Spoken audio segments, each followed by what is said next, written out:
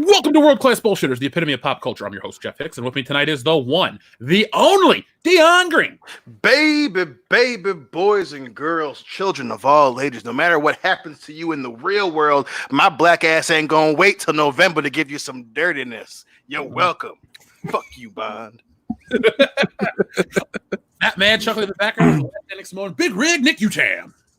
It's been a week and I still don't have the coronavirus, so yeah, I'm just checking in, just making sure.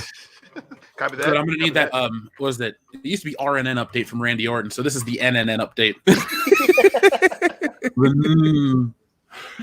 And finally, we call him American Ramrod Kendo Slice, but he's also the most up on American politics. So, Kendo Slice. I ain't afraid of no woo flu. No, you are not, my friend. You are not. So, folks, tonight is going to be a very fun night. We always say that, but we always have a hell of a time. That's what we were saying off air. We'll never stop doing the show because we all fucking love it. But tonight we're going to be covering some big topics. We got to talk about James Bond getting delayed due to COVID-19. Rey Palpatine clone, Tinker Tailor Soldier Spy. I don't know. Coming up with ways to try to make this movie more palatable, but it's like, wait, did you just say it? I'm the spy. I'm the spy. I thought I was a spy, guys. Jesus. Dion, there's a little Terminator Dark Fate news as well, so that's complete. Oh man, Terminator What, spies, they finally clones, made enough money for only things the Sith know about. the movie finally. The movie finally broke even because Dion bought all the Blu-rays. Yeah. 100 copies later, it's in the fucking black. So, folks, we start off every week's show the same way because we want to tell you thank you for doing what you do. So we have a bunch of new patrons this week, and we'll be telling you what you guys can get over there in just a moment. So first off, I'd like to thank our friend Jackson, as well as our friend Jack, Jim, Russell, who joined at the top $25 tier. So, Russell, I'll be sending you a message about a t-shirt relatively soon. Thank you very much, sir. We also have our friend Versus Ragnar, Meet Versus Ragnar. And shout out to our friend Auburn AL for interacting as heavily as you are with all of our Patreon content. We appreciate it. We're going to be discussing it and addressing it over there for you. So, folks, this week, Kendo and I had some inspiration strike. We were recording our regular political bullshit show because it was the lead up to Super Tuesday. And if you're like, Jeff, you guys talk about politics only over there, it's more of an informational podcast where we talk about it, give our take. It's not about strong stances on like anti this or pro that. It's just a lot of fun. We make fun of politics. So Elizabeth Warren gets made fun of. Everybody gets made fun of. So who wins in the political race? Nobody, because we all lose as Americans. So that's over there. That's for fun. But while we were recording it, we had a little inspiration strike. Why not talk about our wrestling? We always say we're going to do a wrestling podcast. We're going to do a wrestling show. So fuck it. We did it. It's an hour and change. It's a lot longer than the political show, and it's over there. And if you're on the fence about joining Patreon because you'd like to hear the quality, well, we're going to put a little teaser out this week for you over on Stitcher, iTunes, Podbean, our feed. If you follow us digitally over there, the streaming, you'll be able to find it and hear a little snippet because it's a lot of fun. Kendo, what were your thoughts on the experience we had? I had a great time, Jeff. Yes, I had a great time, Jeff, too. Thank you very much. Were you proud of the content you created? Not exactly, but we're working on it. Gotcha. One day. Okay. One day. So, yeah, so go check that out. We got all kinds of stuff. And 2 weeks from now is Horror Hound Cincinnati. The guys and I will be live in person to hang out and meet everybody. And we're going to be recording a lot of stuff. So if you're a patron, right now is your time to request what we do, and we'll make that content for you. So, guys, you ready to talk about another week in pop culture? I think I am. Let's do it. I'm going to try to get through this without crying.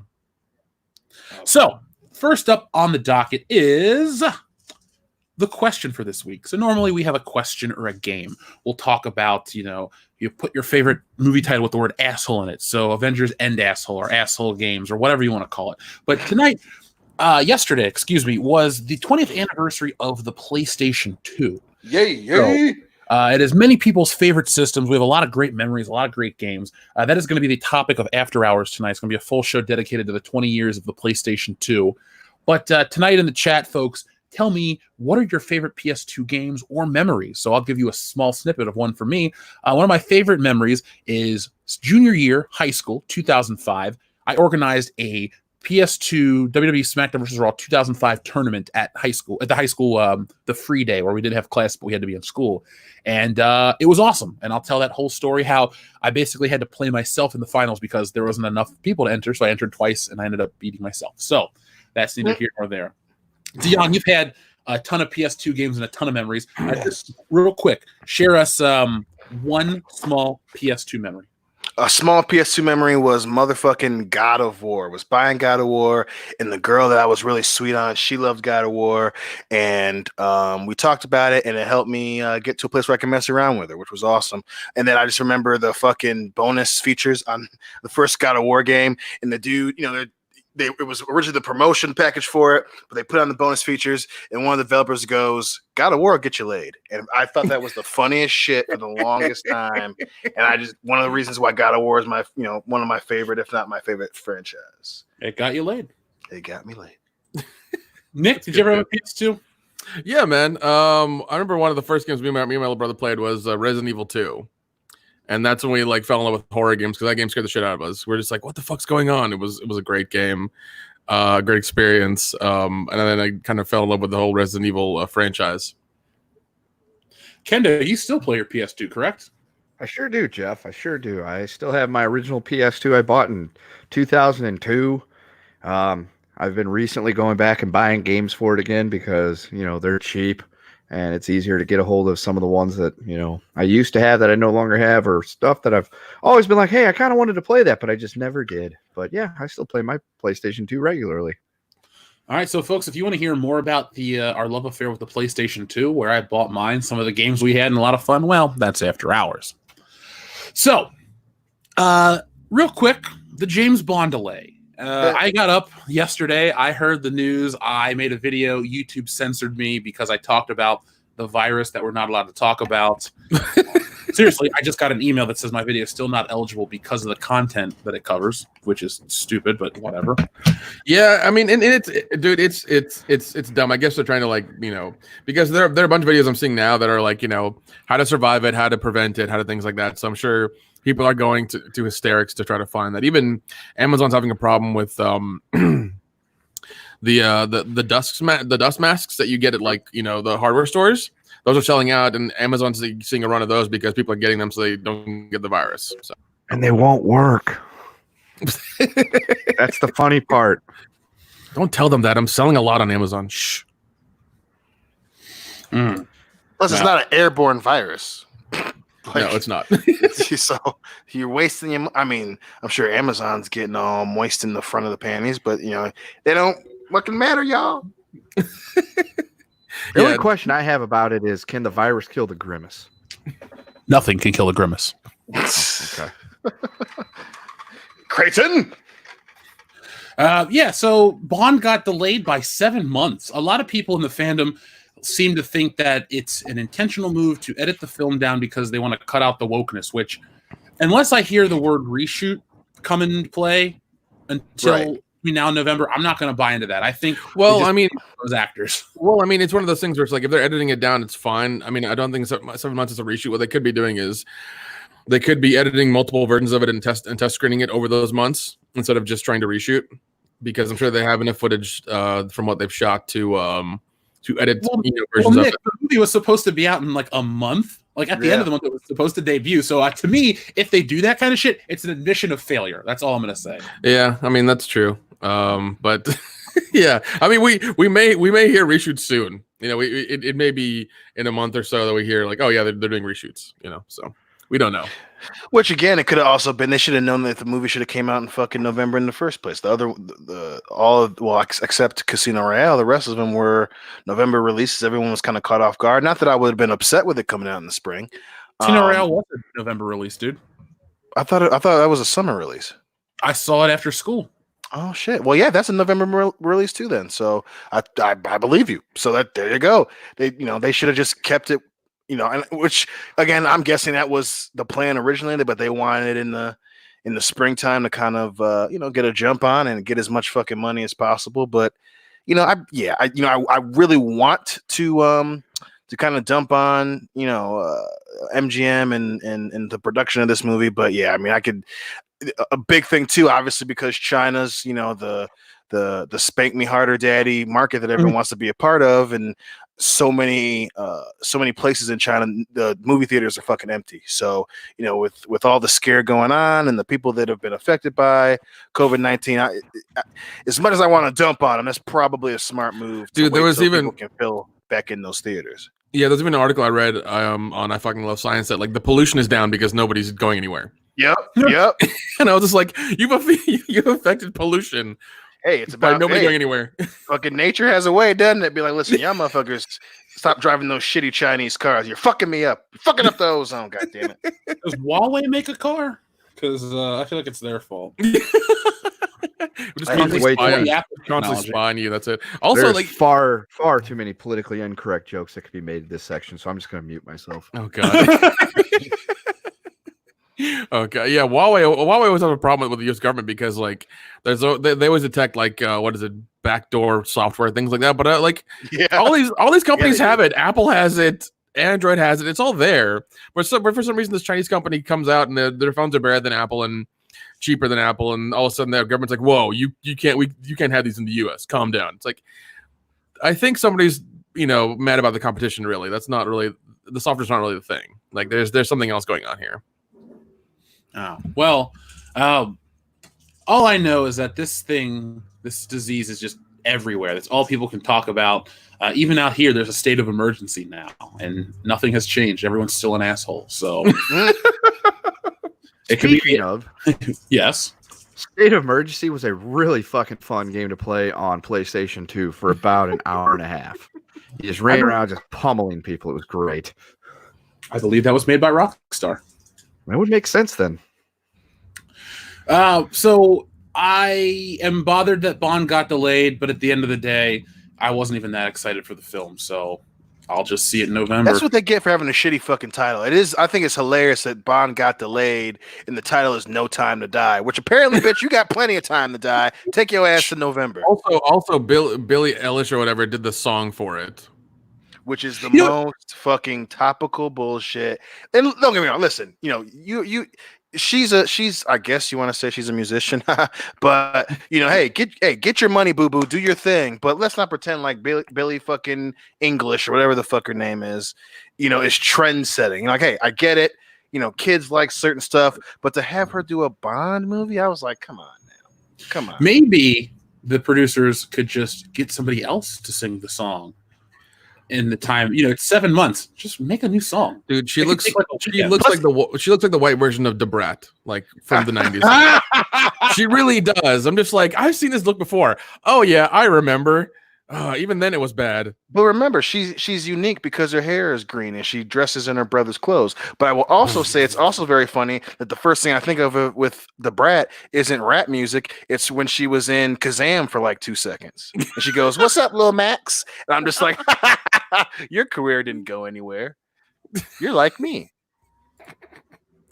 Fucking the Brat, fucking Billy English, get out of here. Which, hey, you and your Brat, I would love to fucking get famous doing something with my sister, but listen, Bad Guy ain't that good of a song. That's all. It'll be very interesting to see the reaction to the Bond song now, 7 months after the Billie English hype has died down, because now everyone was so in love with her after the Oscars where she was doing the Mike Wazowski song. But I can't wait to be like November where everyone's just like, okay, we get it, teenagers love you. Why are you doing a Bond song? And she'll be like, "You're the Bond guy," and everyone's like, "Shut the fuck up! I don't want to hear this."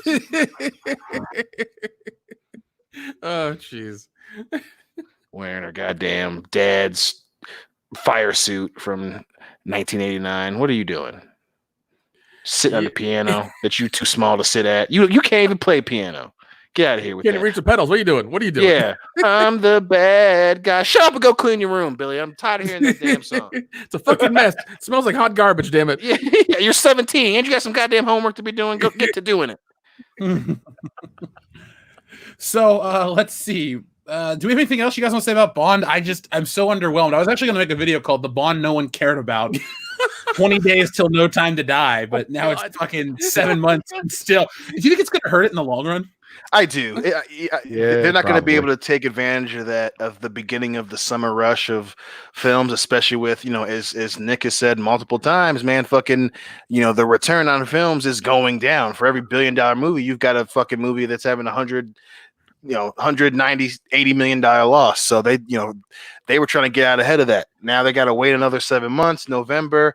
I don't know what the rest of the slate is for November 2020, but damn, man, they're gonna probably have more competition than they would have in April, which is gonna be fun to watch. Well, and The also, I budget- mean, they've spent money on promotion already, and that's Oh, money. That's money down the that's money down the Yep. drain. It's going to add to the production cost. So they have to promote. They have to promote then again in like September, or sorry, October to get into November and to get people excited about it again.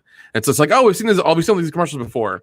What's going on? It's going to be weird. It's going to be really weird. Well, the I movie think cost $50 to make. Oh, how much to make? Only 50? $250 million. Oh I shit!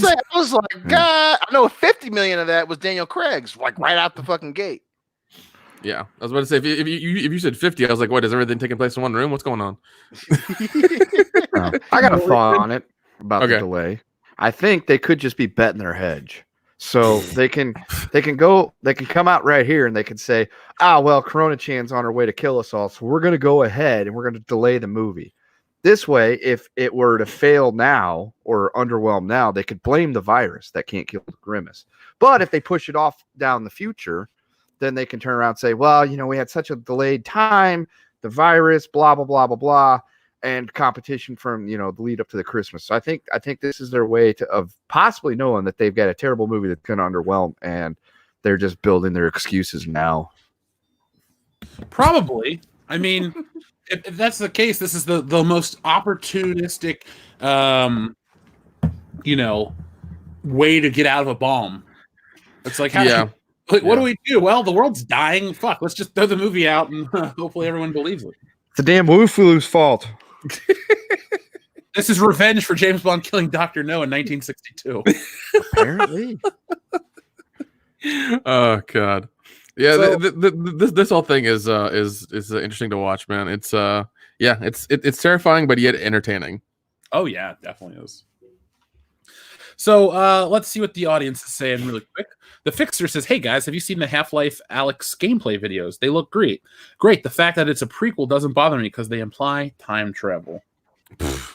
You mean wait? So they can make a prequel, but they couldn't make a Half-Life Part 3? Like what the fuck? Thank you. You can put a time travel in that one and say you went ahead like 40 fucking years, and just make a Part 3 because that's what everybody wants. Everybody wants Half-Life 2, like the regurgitation or something. Just fucking make a Part 3 like we always wanted. It's real easy. Yeah, I played the Orange Box, and that is my extent of Half-Life stuff. Yeah, I think the orange box. I think the Orange Box had 1 and 2 in it, didn't it, or just 2? I think it was just 2 because the other 2 were Fortress and Portal. Yeah. Which Portal's a fun game, but I mean, you can only have 2 of those because then that gets really boring really quickly. It's great, but after you beat it, it's just like, okay. Yeah, exactly. Yeah, you can play through it once and then that's it. It's like, okay, cool, got it, fine. Let's see what else we have. Our friend Deadeye says Disney is more infectious than the coronavirus. I mean, you ain't wrong, kid. I mean, they're losing money right now because their parks are closed in those parts of the world, which makes me laugh and makes me really happy. That they're losing money like hand over fist because they can't just their parks are closed and shit. Yeah. The Fixer says, "Oh, Dion, horse, Dark Fate, and head crabs." What? What the fuck is a head crab? Head crabs. It's from Half-Life. Oh, okay. Oh, okay. Oh, now I remember. Yeah. Okay. They had a head crab hat you could buy or wear or something. It was weird. Let's see. Let's look one up. Head crab zombie? Head crab hat? I remember these things. Gross. Just what I want is that. Hey, Dion, I want you to become this guy. I mean, if soy was an image. Oh, good God. it would be this picture right here. I think Ethan is like rolling over in his chair because he's not dead, thankfully. He's just rolling over. Like, what? What's going on there? Oh shit! Wow, Oh Jesus! that is Okay, I think that picture's from ThinkGeek because they sold it for a while and then they went under like fucking GameStop is. So Either way, that's the face of a man that has never seen a naked woman that he didn't pay for. hey, that's the face of a man whose home is in the friend zone. Yeah, highway to the friend zone. That's that guy. that's the face of a man who lives in a basement. Guess what? He actually posed for 2 of these photos. Which Oh my god, he did, didn't he? Here we go. Oh, here we go. Oh shit! He just took off his glasses. He's completely different now. Yeah, That's a totally different guy. Oh my gosh, they have Clark 2 of them. Kent? Brother.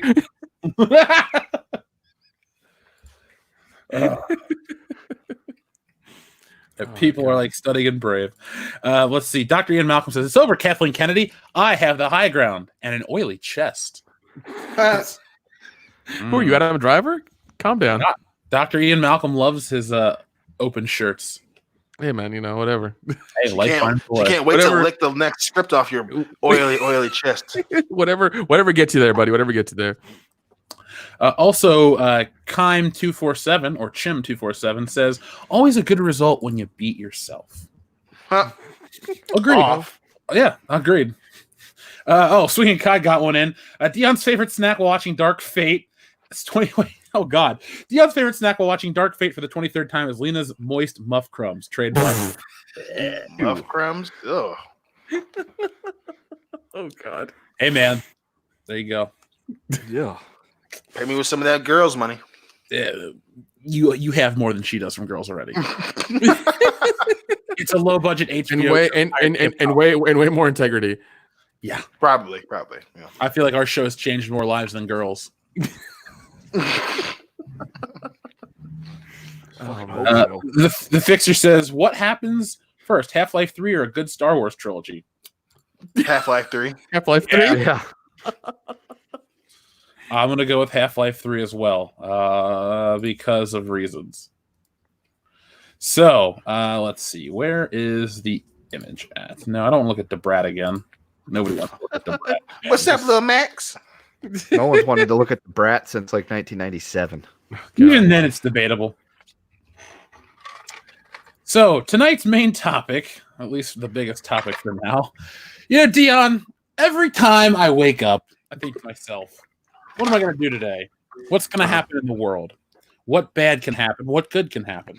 Oh, God. And I'm not surprised when a day doesn't go by, Disney finds a way to fuck up Star Wars even more. Yeah, I know. Funny how that works. So we were all at Star Wars Celebration this past April in Chicago. Fantastic time. I was hanging out with Anna, that Star Wars girl, today, and we were talking about how much fun we had and how we can't wait for the next show. But while we were there, the trailer, the teaser, the first look, and the name drop of Star Wars The Rise of Skywalker was publicly announced. And we heard the Emperor's cackle. And everyone got excited. Oh, the Emperor's back. Oh, it's just a hologram. Oh, how did he not die? Is he this? Is he that? Well, it turns out it's a clone. I could not fucking believe they did that.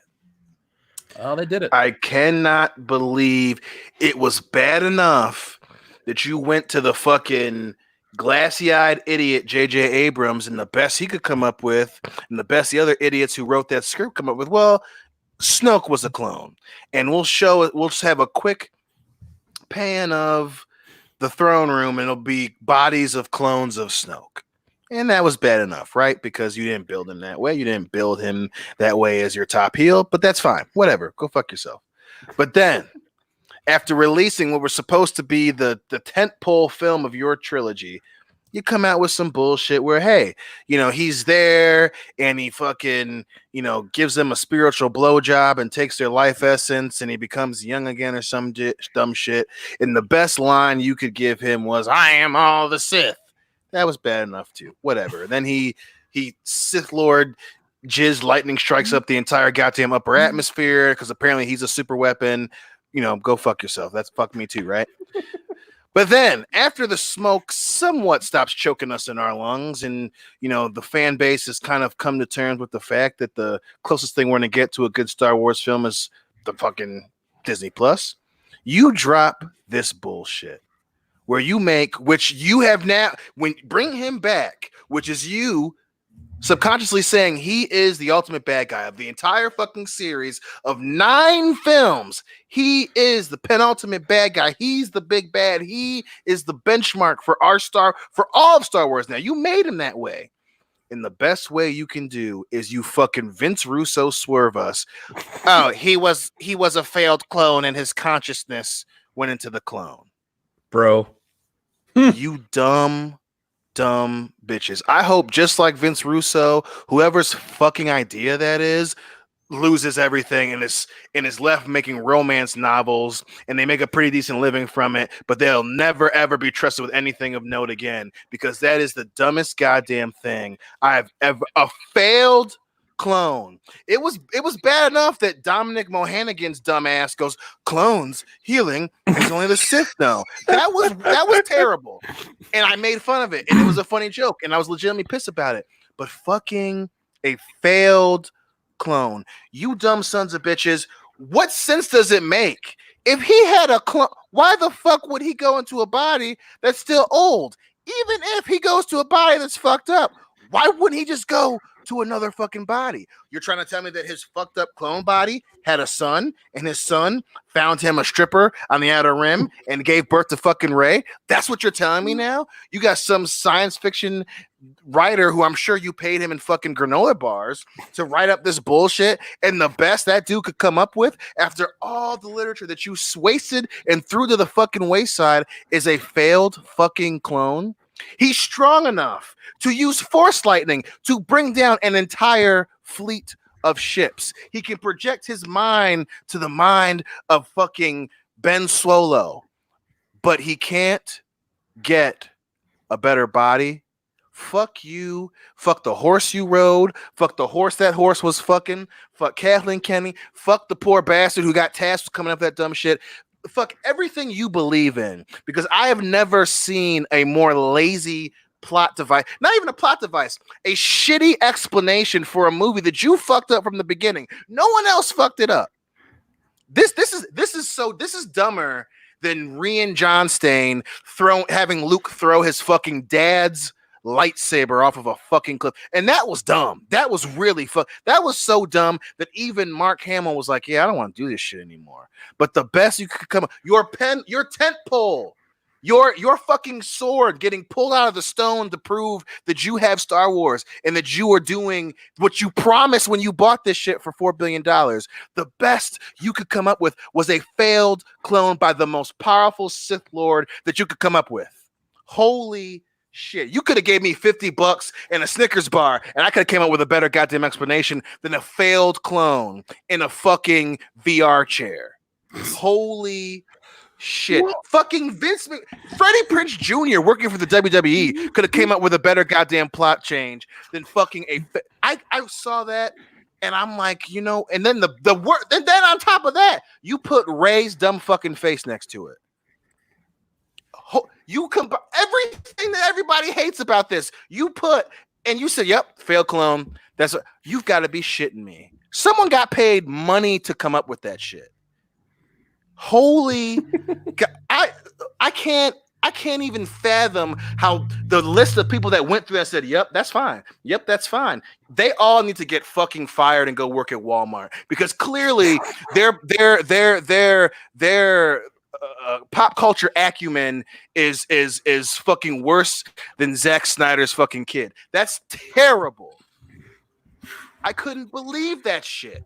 Well, what bothers me the most outside of a lot of this is okay, so first off, you can't tell a movie that isn't broken. You make this movie, you blame the fans. Well, guys, the movie's not that great, but we were rushing to fix all the wrongs that The Last Jedi made because we want to make a movie for the fans. We want to make everyone happy. Okay. Why this shit that you put in a book couldn't be in the movie to explain things better? I mean, they delivered us an unfinished film, and they want to try to sell you a book to get you excited. Like, hey, you paid $20 for the movie. Give us another 15 for this book and $8.99 for the comic, and you'll get the Rise of Skywalker story. I swear that's okay. And I'm sitting there going, remember the days when I paid, I don't know, let's just say $12 to go see a movie, and I got the full experience. I walked out happy or unhappy, depending on the movie. But my point is, I got a full story. I didn't go, growing up as a kid, I didn't need to watch. I watched the Star Wars trilogy. I didn't need to go read, Splinter of the Mind's Eye and 12 other fucking books to know what happened. Or I don't really need to read Shadows of the Empire to get the complete story between Empire and Jedi. Like, I get it, okay? They were going to go look for Han Solo. They eventually found him. He's at Jabba the Hutt's palace. Boom, right into the story. These fucking movies can never start off as a movie. It's always like the movie is our big tent pole. Then we want to sell the books. Then we want to sell the comic. Then we want to sell the toys. It's like, yo, make a great movie and then sell that shit at the same time. If the anticipation's high, Dion, you're a master of the books. Do you remember when episode 1's book came out before the film? Yeah. That's how it used to go. It wasn't like it was months and months later. It's not to spoil everything in the online community. Because look, folks, a good movie doesn't matter if a couple spoilers get out. Okay? These Star Wars movies are dumb. Okay? The shit that you're going to find out from the books will turn people off. So Disney knows that. But Disney, Lucasfilm, if you took the time to start off with a good story in the beginning, we wouldn't be here. None of us would be here. We'd be at your fucking theme parks, riding the Millennium Falcon with the square dish. We'd be buying your action figures that might exist from characters that people actually like, instead of contemplating and actually hoping for the demise of the Star Wars IP, just so they can get a message sent to them and they can start fresh. Well, and the worst part, too, is this is proof positive that they had no fucking idea what they were doing. We said this shit when The Force Awakens said, The Force Awakens said a lot of dumb shit, but when The Force Awakens came out, that movie, they had no idea what they were doing. But they were fucking releasing those pictures of the table reads and releasing the news that Mark Hamill was working out, and then the movie comes out and they got their chests all full of fucking hot air and saying how it broke all these records, all the money that it made, blah, blah, blah, blah, blah, blah. And then, but they refused to acknowledge the huge plot holes in that movie. Like, no, we've got to figure it out. We picked Ryan Johnston came out of this movie. He's a great storyteller. He twiddles and plays with the toys and shit. He's a Star Wars fan. And then again, refused to acknowledge they had no idea. The fact that you released his voice at Celebration and then acted like, oh, no, it's not because we know that you love him as a bad guy. It's because that's part of the story. It's part of the story of the Skywalkers, blah, blah, blah, blah, blah, blah, blah. And then you have the movie come out and you throw the clone thing out twice early in the film. And then you wait for after the film, you had the book come out, which means you guys came up with this bullshit for the book at the last minute. A failed clone. Of all the things you could have even said, hey, he just fucking materialized out of fucking the Force, but to wait until 3 months after the movie comes out, and then he's a failed clone, and his consciousness went into the body. So wait, are that's some backwards bullshit that someone comes up with when they forget that their homework's due the day that it's fucking due. That's crazy. That's fucking crazy. Well, what about Return of the Jedi? Luke's journey's been effectively nerfed, neutered, made ineffectual. Like, no one, it's like, oh, Luke, you did all this great shit. Vader, you redeemed yourself. Nah, it was just a clone. It's cool. It was just a clone, bro. It puts more questions out there than answers. And like, it's one of those things that I'm sure, and we know that they did it at the last minute, because none of these movies were thought out from minute one. They're just like, oh, we're going to make this first one. Fuck, nobody, it's kind of shitty. Oh, we'll get another director to do the second one. Shit, he screwed it up. The third one we'll kind of patch together and hopefully everything will be okay. Fuck, we messed it up. God damn it. We'll blame the fans the whole time. It's their fault. They didn't get it. They're not smart enough. Like, I'm sorry, but you fucked up 3 times in a row. Quit making this and just quit. Just stop. Just stop. Give it a long ass time. Give it like 5 or 10 or 20 or 100 years, and just don't make any more Star Wars movies. Because you're not good at it. Just stop. Just stop. No. They never were. Yeah, dude. Clones. Yeah. I mean, this book should happen with what is it? The Last Jedi as well, right? They had the book come out, and then something came out about it, and it was tweaked or different, and different than the movie. And they were like, "Oh, it'll solve a problem." It's like, no, it didn't. It made it worse. Well, and again, I hate constantly comparing them to Marvel, but obviously, Marvel did a great job. They fucking teased Thanos at the end of the first Avengers. So even as the movies went on, you could tell. Even for people who weren't comic book fans, because they went and asked their friends who were comic book fans, who was that? Thanos. So you knew that he was going to be the big fucking bad after the first Avengers movie. That they teased it early enough where as the series progressed, it made sense that Guardians are going to be in this, that the Infinity Stones are going to be involved, that you have someone that's strong enough to mention courting death. It's you put a cookie crumb that fucking actually led to the rest of the fucking cookie. This bullshit, there's no goddamn mention of motherfucking the Emperor in the first fucking movies, in the first two films. You specifically set up Snoke. And if anyone from Lucasfilm tells you different, they're fucking lying, because Luke mentioned Snoke. Supreme Leader Snoke warped his mind. They were clearly setting this up to be Snoke. Yeah, they were. Yeah. So for you to wait till the third movie with some bullshit plot line, oh, I'm going to broadcast to the whole fucking galaxy. It's my final solution. I'm a clone. That's fucking crazy. That is a Vince Russo fucking swerve. That's the type of decision that ruins people's fucking careers. You mean to tell me that someone was working for a fucking company that's owned by Disney, and the best you could come up with, yep, we're confirming that it was a motherfucking failed clone. Bitch, you've established that he's the strongest motherfucking he says he's all the Sith. You mean to tell me that all the Sith can't come up with a more better fucking solution than, yep, oh fuck, all I can find is this clone body, bear. Oh fuck. I need you to come here with angst and black hair dye and eyeliner with your shitty girlfriend, because I got a spirit blowjob you to get back to. Bitch, what? Well, the funny thing is, too, like, they ripped shit off of a comic book, Dark Empire. Oh God, no. See, what happened is all the Sith jizz has been all put together over the last, I don't know, million years or so. It's a clone jizz. Yeah, and it morphed into Palpatine. That's what happened. But why keep mixing this? It's very clear that they brought the clone thing in because of Attack of the Clones. They heard the word clone multiple times. They're like, this is our fucking out, right? But then you bring in a Sith home or a Sith planet where you have spirits of all the Sith there. And again, he's smart enough and strong enough to build a clone and endow it with the dark side. But oh fuck no, he's stuck in this bad clone body, boys. If you set this up where Snoke is a clone controlled by the Emperor, so he again is strong enough to endow a clone with the power of the dark side, strong enough to control a Skywalker. But again, he can't fucking do any better than a busted dildo clone body.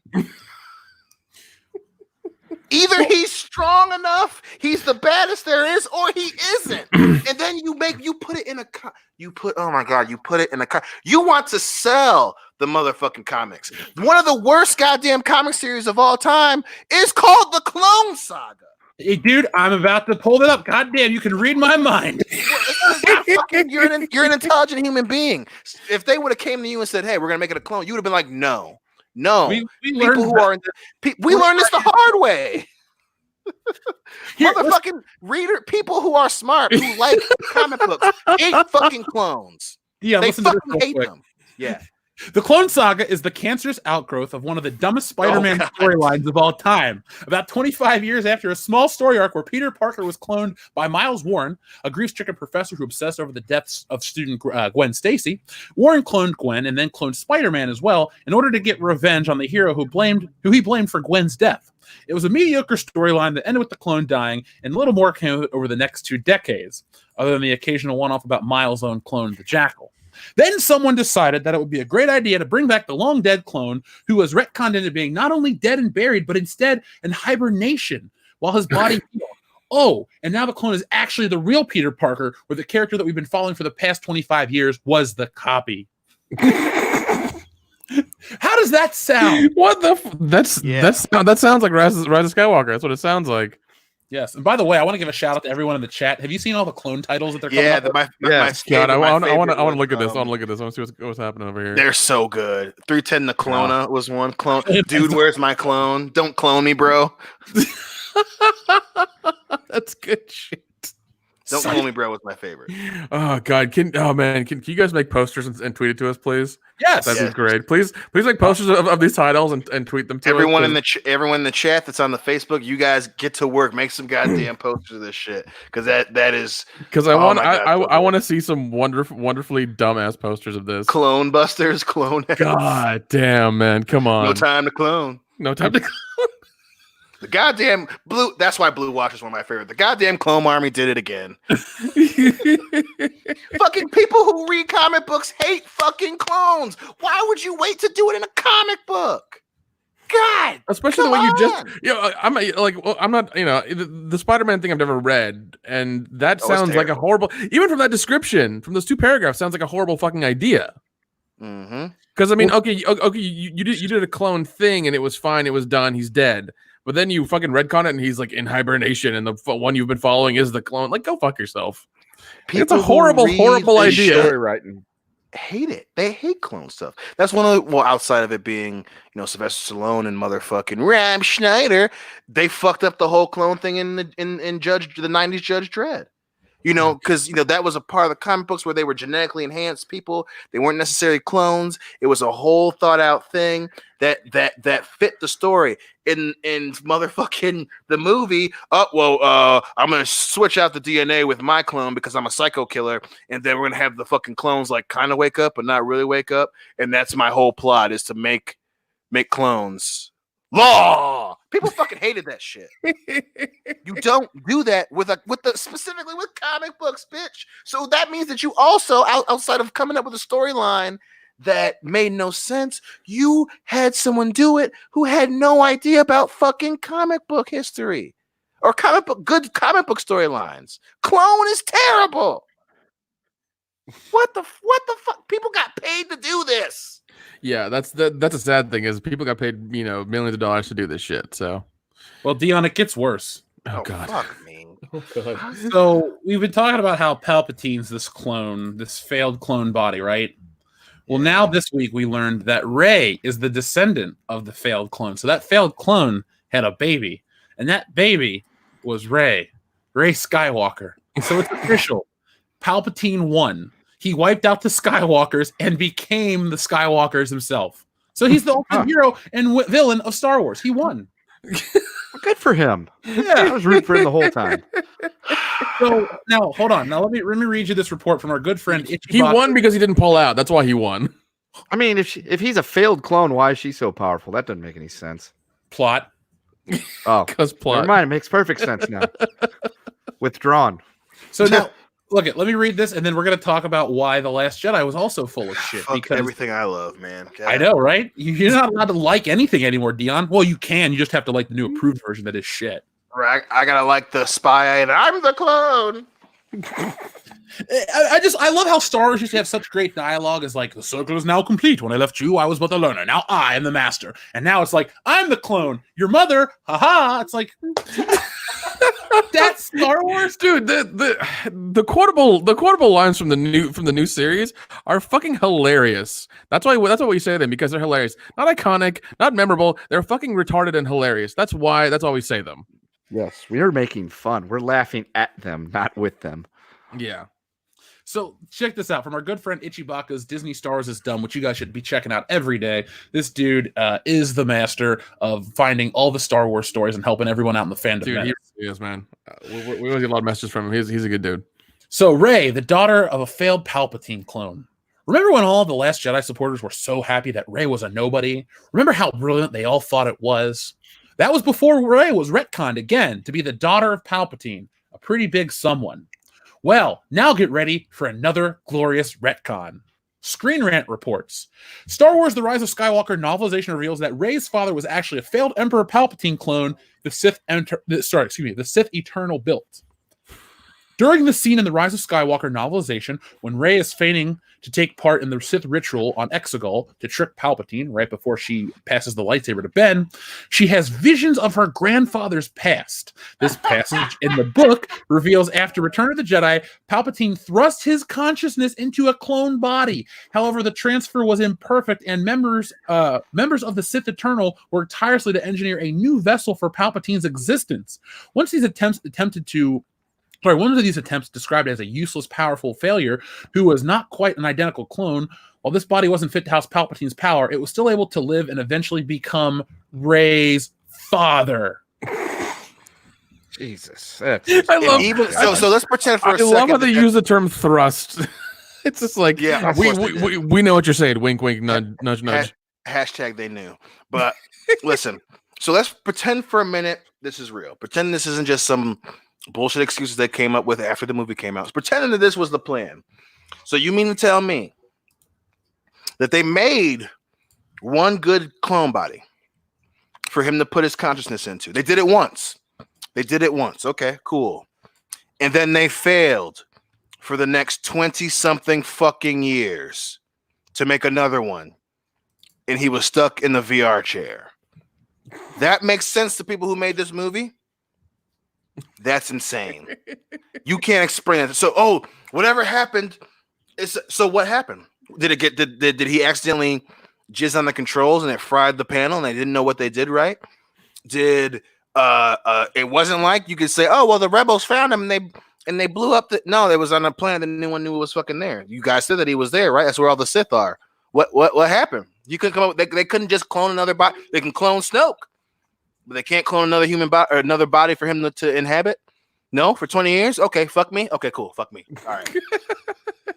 Basically, that's what's happening. They're just like, yeah, we're gonna, just not go with this entirely. We're just gonna kind of say a few things, and yeah, this should fix it. Yeah, it'll be fine. We're gonna make shit up as we go because it'll fix it. Just that didn't work. Let's come up with something else. They were clones. It was everyone's a clone. We're all clones here. It's fine.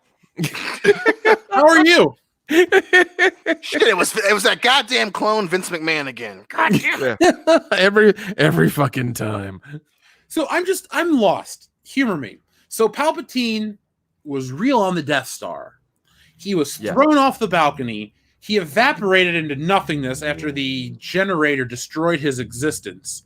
He force grabbed his spirit onto a TIE fighter, flew out of there, and what? Because what? No.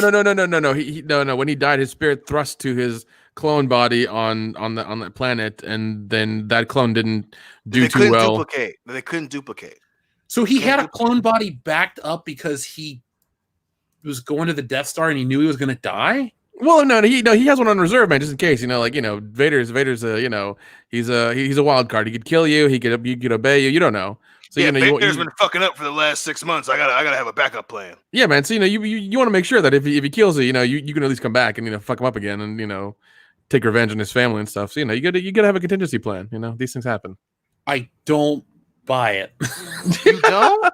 Wait, was it because he established within Return of the Jedi that he had used the dark side to see into the future and He'd what? Dion's dead. Dion cut out once. Kendo, quick, pick up his train of thought. See, what happened was when he fell down that shaft, he landed into a TIE fighter that launched on its own. So his body was like dead, and then he became one with the TIE fighter, kind of like that fucking Knight Rider car, right? And so that TIE fighter took off and flew off into space, right? I mean, it was really quick because it had to be before the Death Star blew up. So then, like, the TIE fighter he was the consciousness of the TIE fighter just flying around through space. And then he found some, like, place and he, like, made a clone. And then that clone thrust himself inside Rey's mom. Yep, sounds about right. So it sounds like the thinking of Disney Star Wars. So what you're telling me is that Rian Johnson didn't have a plan?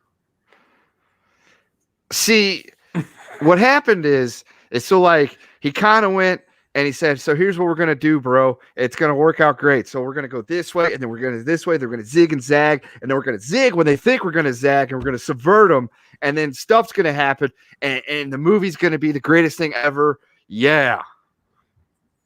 And that was his exact pitch. I was there. I'm like Brian Williams. That sounds about right. I believe that. I believe that. Zach and Miri make a clone. God damn it. Yeah, whatever happened to Baby Clone? Did you make that one up, Kendo? I did. That's a good one. It's a deep cut. I'm proud. It's a classic. Not many people are going to know what that is. No, but I'm happy. I'm happy with everybody tonight. Shout out, folks. We have over 1,117 people watching. Hit that thumbs up button to let us know that you enjoy what we do.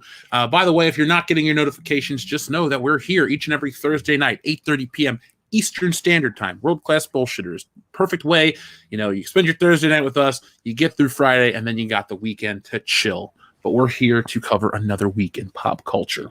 Also, if you're on Twitter, turn your notifications. You'll get all of them for all of our videos and everything else we do. So, Yes, we're all over the social medias. Mm-hmm. Yeah, if you're on Twitter, harass us. That's funny shit. Yeah. Let's see. Our friend Raging Rhino sent a super chat that says, nothing, $1. Thank you very much, Raging Rhino. Dr. Coffinail says, Bad Bond 35. Billie Eilish is a C word. Clone? Yes! She's a clone! She's a clone! She must be a bad one then. Yeah. Yeah, she's a failed clone. She's a failed clone. That explains so much. Elena Makaholva says they are pulling a J.K. Rowling on Star Wars. I guess J.K. went back and changed some of the Harry Potter stuff. Yeah, she retroactively goes every once in a while, comes out and says, "Oh well, what I meant to do in the book was do this, this, and this to make this storyline." And turns out he's gay. That's pretty much what it. Because like she's like, "Oh, Dumbledore's gay." I'm just like, "Cool, whatever, it doesn't matter." Oh yeah, all the fans fucking turned on her after that shit. Wait, it's a swerve, bro. Yeah, well, I think did they turn her, or did they want more representation? Then she gave it to them, and then they turned on her. No, listen, Harry Potter fans are goofy motherfuckers, but I mean, it got to the point where it's now a joke amongst Harry Potter fans, especially on Twitter. Like, oh, well, he's gay. She planned it that way, guys. He's gay. She's gay. They're all gay. It's fun. It's great how the fans are just like, "Hey, stop talking." Well, J.K. Rowling. Well, yeah, because I could have sworn the fans got up in arms because there wasn't enough representation for LGBT Q, that group, and all of a sudden she's like, "Oh yeah, he's gay." Well, there was a bit of that. I mean, it's the same quote unquote fans that were pissed at Star Wars for not having, enough, dudes with tits for in the storyline. They're not really fans. They don't watch it. They don't give a shit about it. They were just, oh, so-and-so's gay. And she literally panicked, was like, yeah, I made him gay. And a lot of other fans were like, wait, what? No. They literally insinuate that Dumbledore's in love with, McGonagall and all that bullshit. So McGonagall? McGonagall, yeah. Yeah, she's McGonagall Johnson. Her parents are from Pittsburgh. Oh, okay. She still with $20. I gotta not just. I can't get into Harry Potter. I gotta watch Lord of the Rings this Saturday. So good luck with that. Good luck with that. Thanks. It's not that bad. It's just, yes, it is. It's just long. That's what she said. It's long and not as good as Star Wars. Exactly. Okay. That comes back from an old dick joke from many years ago, Dion. Mm-hmm. We've been friends for so long now. Goddamn right.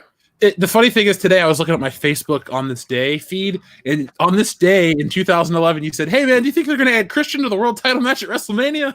I was like, "I hope so." I responded today, "No, they didn't." God, we got Edge and fucking Alberto Del Rio, who ended up giving his goddamn title to Tito fucking Ortiz. Fuck me. I can't believe we've been friends that long. Actually, I'm very happy, Dion. I'm happy too. And don't get me wrong, I'd still be your friend if Star Wars was good. Don't worry. Oh, yeah, well, Even though they're clearly trying to fuck us with Star Wars, and it makes me very sad. We've been through all the bad shit. We're just coasting on the good shit forever. Mm-hmm. And the bad shit wasn't even bad. It's like, hey, we got drunk and lived together and puked everywhere. That's about it. So. Our friend Uncultured Barbarian, thank you very much. He says Disney has screwed up Star Wars more than I've screwed up first dates. God, I'm glad I came up with The Last Jedi. Damn. I'm glad go to Nevada. What'd you say? I said, just go to Nevada. Oh, Escorts are legal. They're also really expensive. Yeah, but you'd spend You a can lot get on some first decent dates. ones. Yeah, that's actually a good point. That's true. My first date with Jesse was in Las Vegas. There we go. Ooh. You knew that story, right? It's not even a secret. It's I know the story. You can say she story. escorted you to a good time. Am I right? Yes. Yes. God damn it, Dion. I would like to say I can't tell you anything, but I'll tell you everything, and then you can tell the audience. Oh, yeah, that was just a pun. I don't know anything. That was just the joke earlier about the S. Yeah. Yeah, we fucked it. Anyway, moving forward, Darth Fatass says, "Testify, brother Dion, testify." That's right. Our friend Last Hope says, coming out of The Force Awakens, although a flawed movie and Luke didn't even speak, there was hope for 8. How did you cope with 8 compared to your expectations after leaving 7? I feel for Mark Hamill, wasted potential. This is an excellent question, so we're going to give it let's talk about this. So, Kendo, would you like to go first? Yes. Can you repeat the question? Sure. How did you cope with 8 compared to your expectations after leaving 7? I laughed at it. I thought it was trash. My hopes for it weren't real high because The Force Awakens was kind of a punch to the guts. Like, they just remade the same damn movie they made in 1977, except it sucked. And then we kind of had all the news coming out about 8, and it didn't look high, or the hopes weren't high. And then the leaks came out, and we laughed at them. We're like, God, this is going to be a dumpster fire. And it turned out to be a dumpster fire.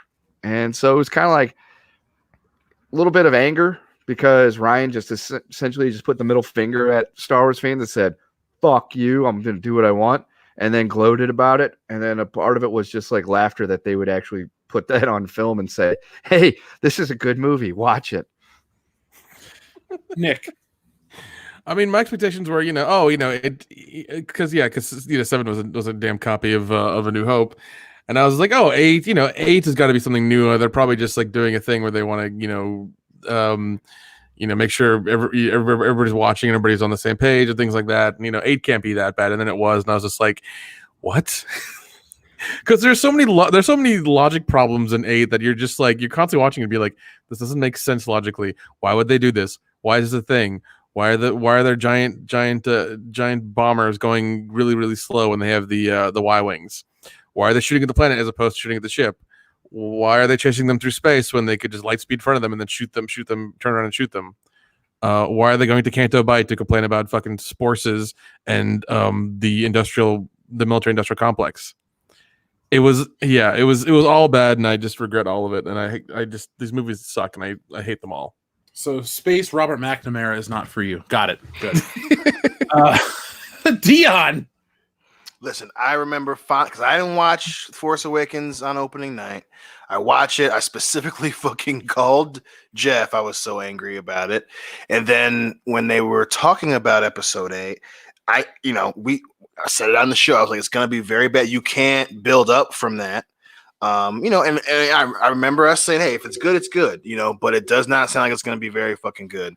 So going into The Last Jedi, I listen, none of the characters were good. So I had very, very little hope for it.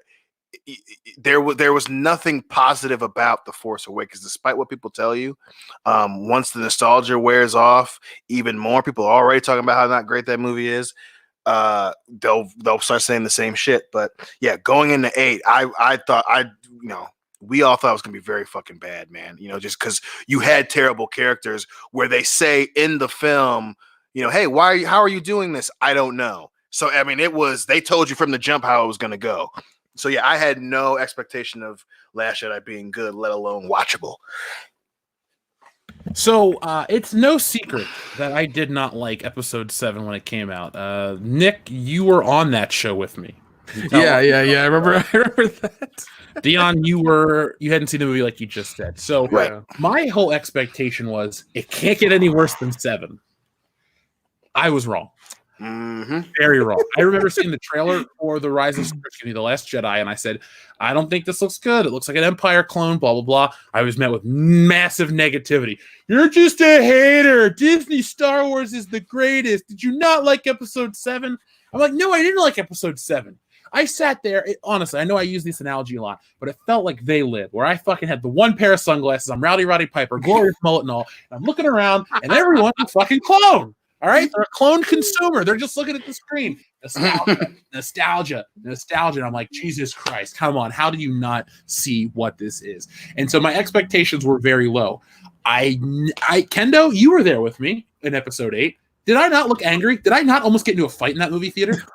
Yes, you did, Jeff. Me and you shared a lot of the fuck looks, and there was a lot of, oh God, what the hell is this? You gotta be fucking kidding me. Stuff of that nature coming from you. And then at the end of the movie, you said something about it being, you know, you don't need fucking PETA ads in your Star Wars movie. Some guy talks shit, and you fired back at him, and people misunderstood what the fight was about and thought you were actually arguing over pita bread.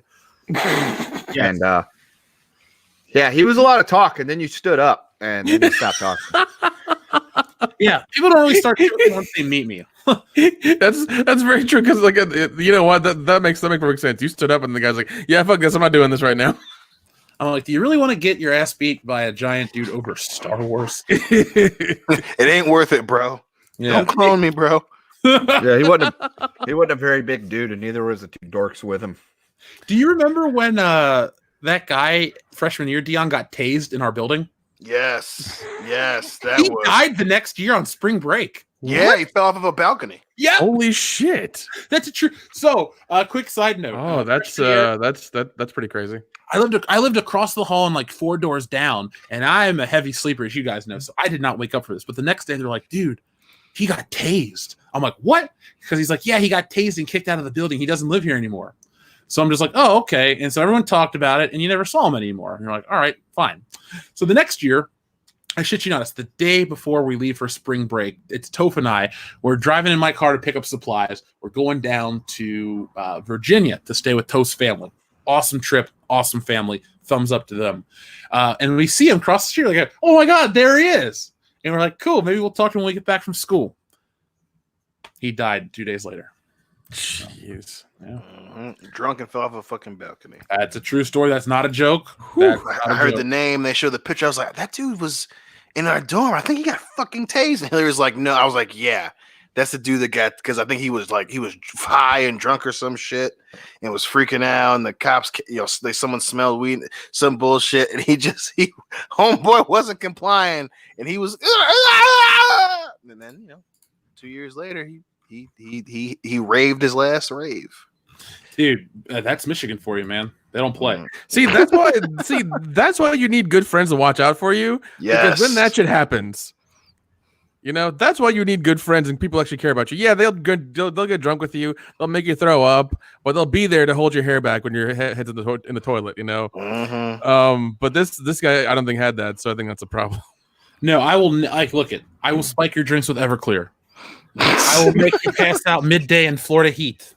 I'll even make you lunch. But I'll never put you in serious danger. And it's funny, too. You guys will give it right back. They're like, oh, Jeff, that's terrible. You spiked your friend's drinks with Everclear. Guess what? We played a game of King Cup. They switched the cards, so I'd have to drink it, even though I would have won the game because no one else could handle all the alcohol. So anyway, we're good friends. We care about each other. Yeah, exactly. Everybody love everybody. I wish that Disney cared about the fans the way we care about each other. They sure as shit don't. Otherwise, they wouldn't give us, hey, it's a failed clone that fucked the dude with his mind. Yeah. If everybody loved each other, the world would be a better place. Thank you, Tommy Wiseau. Shit on all you want. That's good advice. No, it is. It is. I love that, man. Dude wrote a better movie than Ryan Johnson. That's true. Oh my god. Dude, The Room is so much more enjoyable than The Last Jedi. It really is. It's more enjoyable for sure. Notice I didn't say it's better. I said it's more enjoyable. Yep. It's a subjective thing. You can't argue that one because it's about my enjoyment. Yes, it is about your enjoyment. God, that's such a good point, buddy. Oh, I love you and Lisa so much. Say that again. Our friend Savage Rush 012 makes an excellent point. In a way, Palpatine is Rey's father, not her grandfather, since Rey's father was a carbon copy of Palp's. But her parents were nobodies. Jeez. They sold her for drinking money, right? Mm-hmm. Yeah. The magic mirror and the whole told us though. Well, that's the story, but apparently they left her on the planet for safety, so that she would never be found or be able to be part of this ever again. This makes If Rey's father was a clone Palpatine, why would he leave her on a planet for safety? I don't know, man, because he was. I guess the transfer didn't go that well, and he's kind of Nick, not you all know the there. answer to that. Cause plot, bitch. There we go, cause plot. Yeah. This whole thing is fucking stupid. It is because look at Kendo. You brought up an excellent point, a parallel. Why was Luke Skywalker in hiding on Tatooine? Well, let's be honest. When the movie came out, he wasn't really in hiding. He was just, whatever. The point is, we're just going with the episode, the prequel logic. Why is Luke in hiding? Because Luke is the last hope to stop the Emperor. Because one day, Luke's going to take down Darth Vader and be trained as a Jedi by Obi-Wan Kenobi. So Obi-Wan Kenobi's going to stay on the desert planet of Tatooine and protect him and look over him. And then one day, they'll overthrow the Empire together. Why was Rey being hid? It was a time of peace. The Emperor had been defeated. The Empire had fallen. Like, you're telling me they feared what?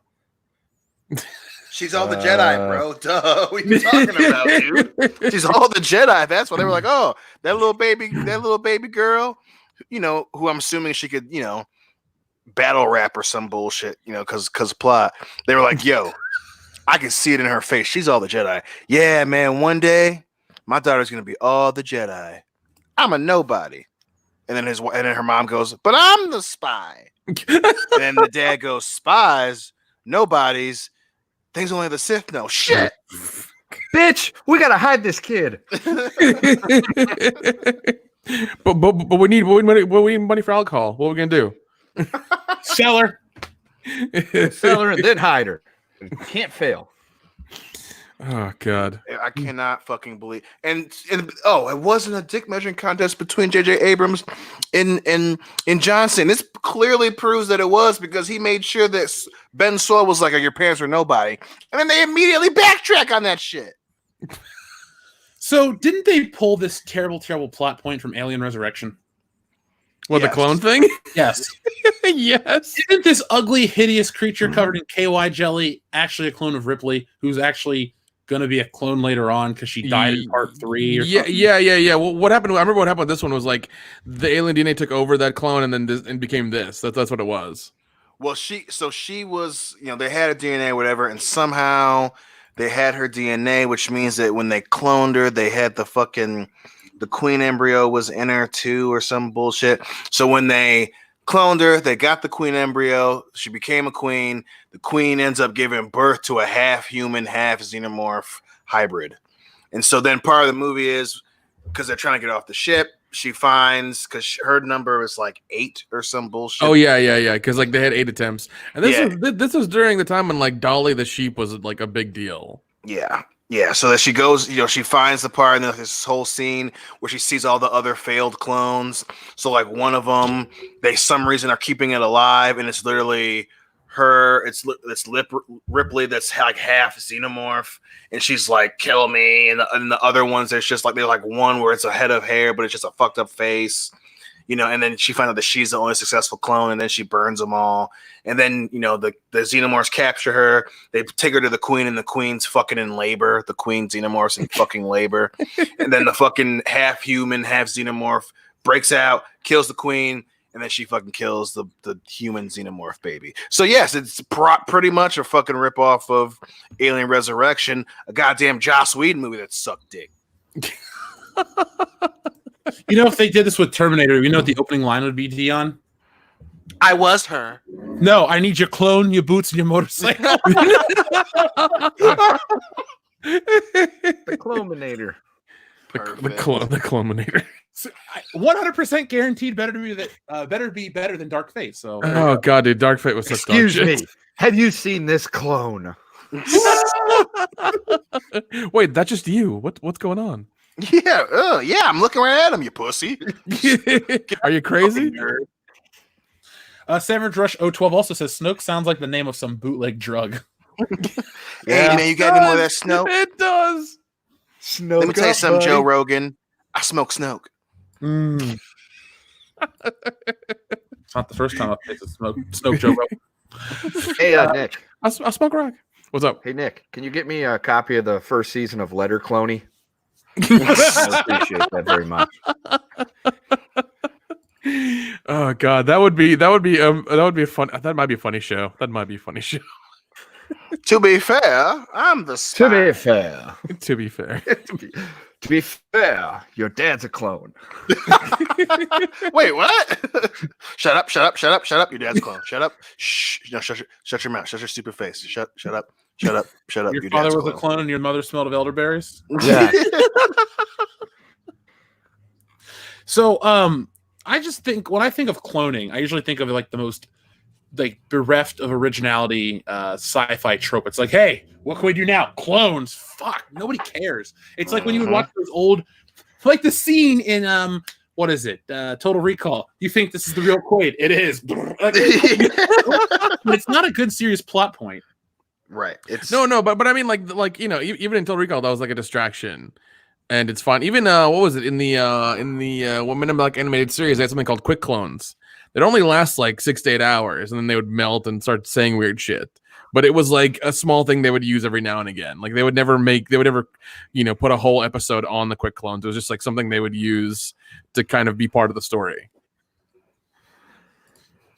Sorry, I was just reading Clone on the 4th of July, and I just thought of Tom Cruise. Nice. That's as good as A Million Ways to Clone in the Old West. I don't know. I'm pretty partial to EFAC. Every frame a clone. So, Oh my god. Jeb is a clone. The Don cloned us all. Soylent Green is clones. It's clones. That would make sense actually. We should change the name of our channel to World Clone Bullshitters. World clone bullshit. Maybe one day. Be like, your screen name makes no sense. I'm a clone. All right, I'm a clone. Clone lives matter. We're clones. Oh god, clone lives matter. Jesus. Yes. Let's get that movement started. Oh man. So, we just got a new $25 patron on air. So shout out to our friend Ryan. Ryan, if you're listening, thank you very much, my friend. We Thanks, buddy. hope you like. I identify as a clone American. A clone American. So since Ray can just pick whatever family lineage she's from, can we pick whatever clonage we are? So like, I'm a clone of Prince Harry. Yep. Prince Yeah. Harry. And Nick is a clone of a Kent. Clone Kent. I love the farm. My bro's pretty cool. And in that case, I'm just going to be a clone of Princess Diana. Ooh. Wait, You identify as current state?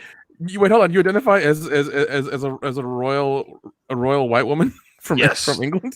Yep. The dead I am the Duchess of Dudenberry. I am her clone. Don't drive in tunnels, bro. Well, technically, I wasn't. I should say, she wasn't driving. Either way, the paparazzi will kill you. Yeah, Yes, they will. Make sure I don't drive with my Indian boyfriend. Cody Al Fayed. He was Egyptian. Yes. Well, my Well, bad, yeah, man. Dan, get your brown people right. Jesus. Well, I thought Fun. It's England. My bad, man. Fun fact: his dad owned a soccer team called Fulham. Well, they're still called Fulham. He didn't own them anymore. And he wanted to dedicate a statue outside of the stadium. And I've seen the statue. There's a picture of me with it. And so you would think he would pick a famous player that had played for said sports team or something like that. He picked Michael Jackson. What? You would walk up to their stadium. It's called Craven Cottage. You'd be walking up, and it's a really nice walk through this big ass park. There's this old church. You're right on the Thames. and you'd come up to the front of the and you'd come up to the side of the stadium. You go around front to where you go into like the turnstiles to get in, and there was a big statue of Michael Jackson there for the longest time. That's so. Dude had no affiliation with the club. But his name's Mohammed Al Fayed. He's just a real big fan of Jacko. Jesus. Then so then when he sold the club, they took the statue down for obvious reasons, and it can now be found in the National Football Museum in Manchester, England. Like I said, there is a picture of me and the girl I was dating at the time in front of said Jacko statue. Jeez. But did Michael Jackson even like football?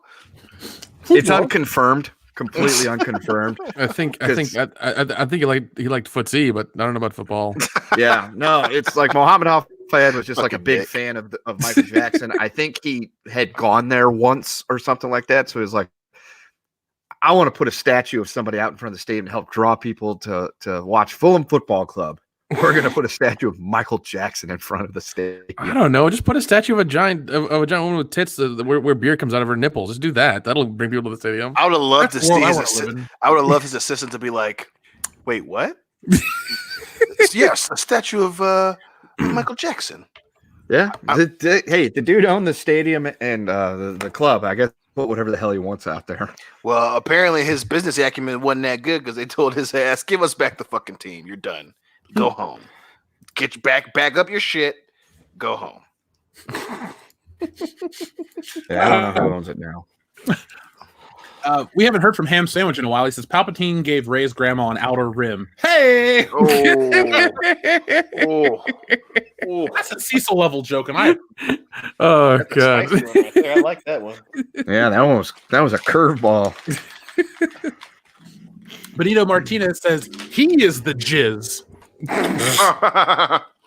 I'm the jizz. No, I'm the jizz.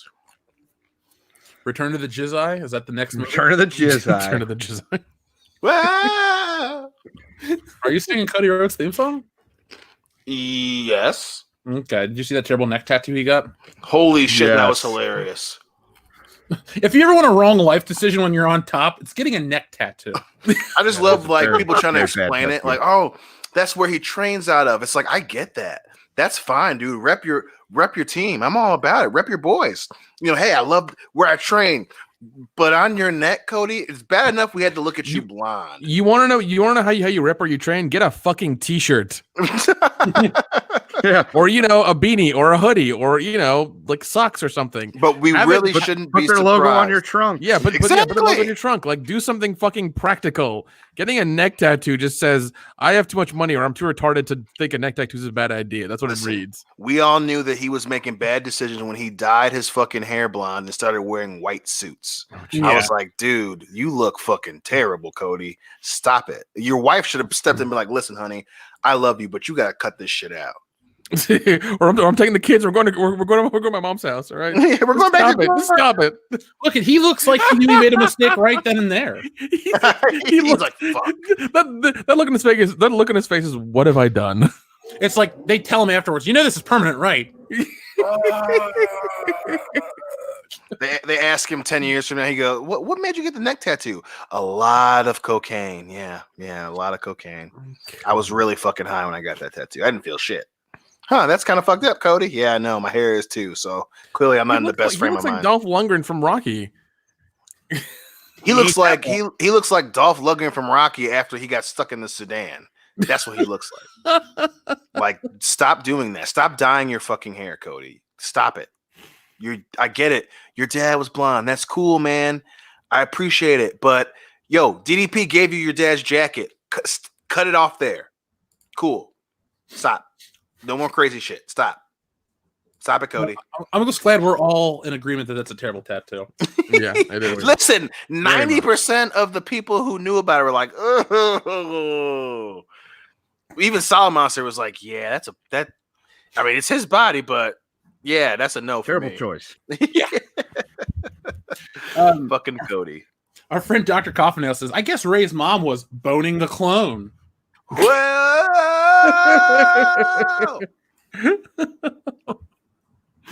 Oh man. Now, Eden Franklin sends a message that echoes all of our sentiment. Disney truly broke my heart. They just don't care. Nope. No, they don't. I mean, we know this for a fact because they released their on-demand service way too early, and they don't have enough stuff on there to keep it alive. They keep taking things on and off all the time because they don't have enough server space or enough space at, wherever they have their stuff to keep things on there all the time. Yeah, I wanted to ask you guys that because on the High Council, Tom and I were talking about that, how it felt like a premature launch and how there's really nothing on there. And every time they announce something new, it either gets canceled or it's so far away that there's no reason to get excited and sign up for the service. But I just want to know what your guys' thoughts are real quick. I mean, when that year of free service, I think, dries up here soon. We're gonna kind of see that. I mean, I'm sure it's gonna be 50-50. People might let it go, but with the streaming wars being what they are, and there's more things out there. There's more companies trying to come up and do their own thing. People are gonna have to make some hard decisions, and Disney might be one of the ones that they just kind of be like, we'll just not have it, or we'll just take it away, or we won't live with it, or whatever. They might keep it for a month or whatever, and have the Mandalorian on there, but that'll be it, and then they'll erase it. So. Is banging your clone incest or masturbation, guys? That's a very gray area. Yeah, I'm gonna say a little bit of column A, a little bit of column D. Yeah, definitely. I see what you did there. Thank you, buddy. Thank you. But Eden, our hearts are broken too. We all feel like Padme. You're breaking my heart, Anakin. And we're just like, well, we can't spend any more money on Star Wars. No, and that's what makes this so dumb, because every franchise on its way down has a jump the shark moment, and I truly thought that the jump the shark moment was Luke throwing his dad's lightsaber off the fucking cliff. I really did, but this is it. This is the moment where because it took the Clone Saga fucked up Spider-Man for a long time. I mean they had to do some serious fucking storytelling to get out of that goddamn hole. In a lot of ways, that still goes down in history as one of the worst fucking. Oh God, that's so fitting. That is so fucking fitting. But so many people are going to be turned off now, not just the casual fans, because they're not going to read that shit. But that's when the hardcores are done. Anyone that is staying on the ship after this bullshit, they won't be able to explain a goddamn thing. You cannot explain, motherfucking, hey, it's a failed clone, and her dad was a failed clone who they randomly put a chick in the picture with him when the motherfucker got killed. But yeah, that's our story. People, they can't explain it. I can't fucking wait to hear Comic Book Rant explain this shit away. I can't wait because they can't. There's no way you can explain it and it makes sense. No, there's no way. This is the true jumping the shark moment. Yeah. Well, that's the true jumping the shark moment on screen. When Sharknado has better continuity in world building. God damn, dude. Oh, I fucking hate those movies so much. But they make so sci-fi good. So much fun. They make sci-fi so much goddamn money. Mm-hmm. Yeah, remember when we watched those? Yeah, hell yeah, I do, dude. Those movies are so bad. Fucking Tara Reid's pilled up ass just screaming for 2 hours. Oh my god. So good. So good. Now they're doing Lava Spiders, and Ian Steinberg or whatever his name is makes a cameo in that movie. He goes, I got bigger problems. I can't help you. It's you mean Ian Ziering from Ian Ziering. The 90s 90210? Yes, now of Sharknado fame. Yeah, man.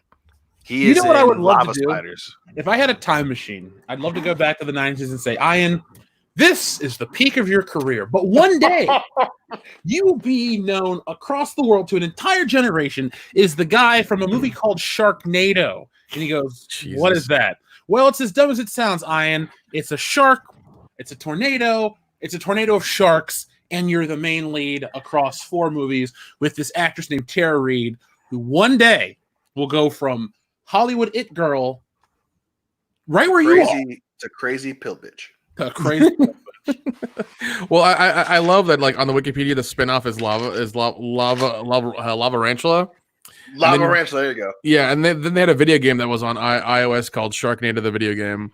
They have a book called How to Survive Sharknado. They do comic books like Archie versus Sharknado. What?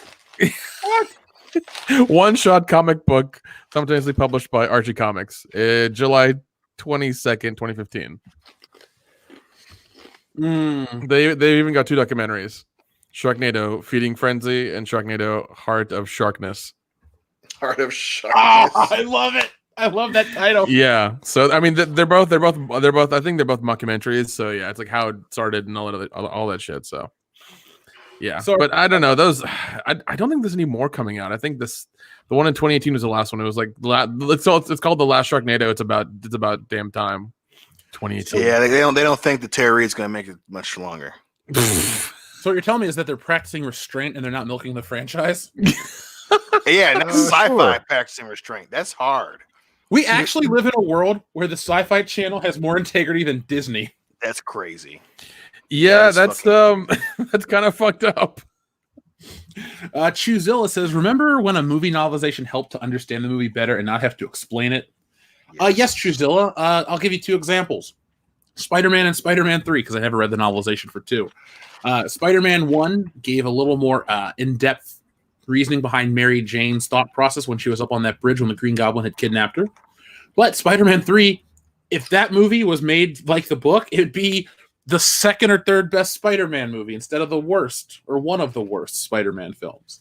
So there's a really good story in the novelization of Spider-Man 3. I brought this up on the High Council. But Dion, one day I'm going to get you know what? Copies for everybody, all of us guys. Require Amen. sometime by 2025, we all need to have read the Spider-Man 3 novelization. 2025. Yeah, let's do it. But yes, Chuzilla, you are correct. It used to be, it would expand upon it. It would be more, it would get you excited because a book can't really give you the visual presentation, obviously, but the spectacle. You know, when you went to see a George Lucas film, you were going to get a visual spectacle.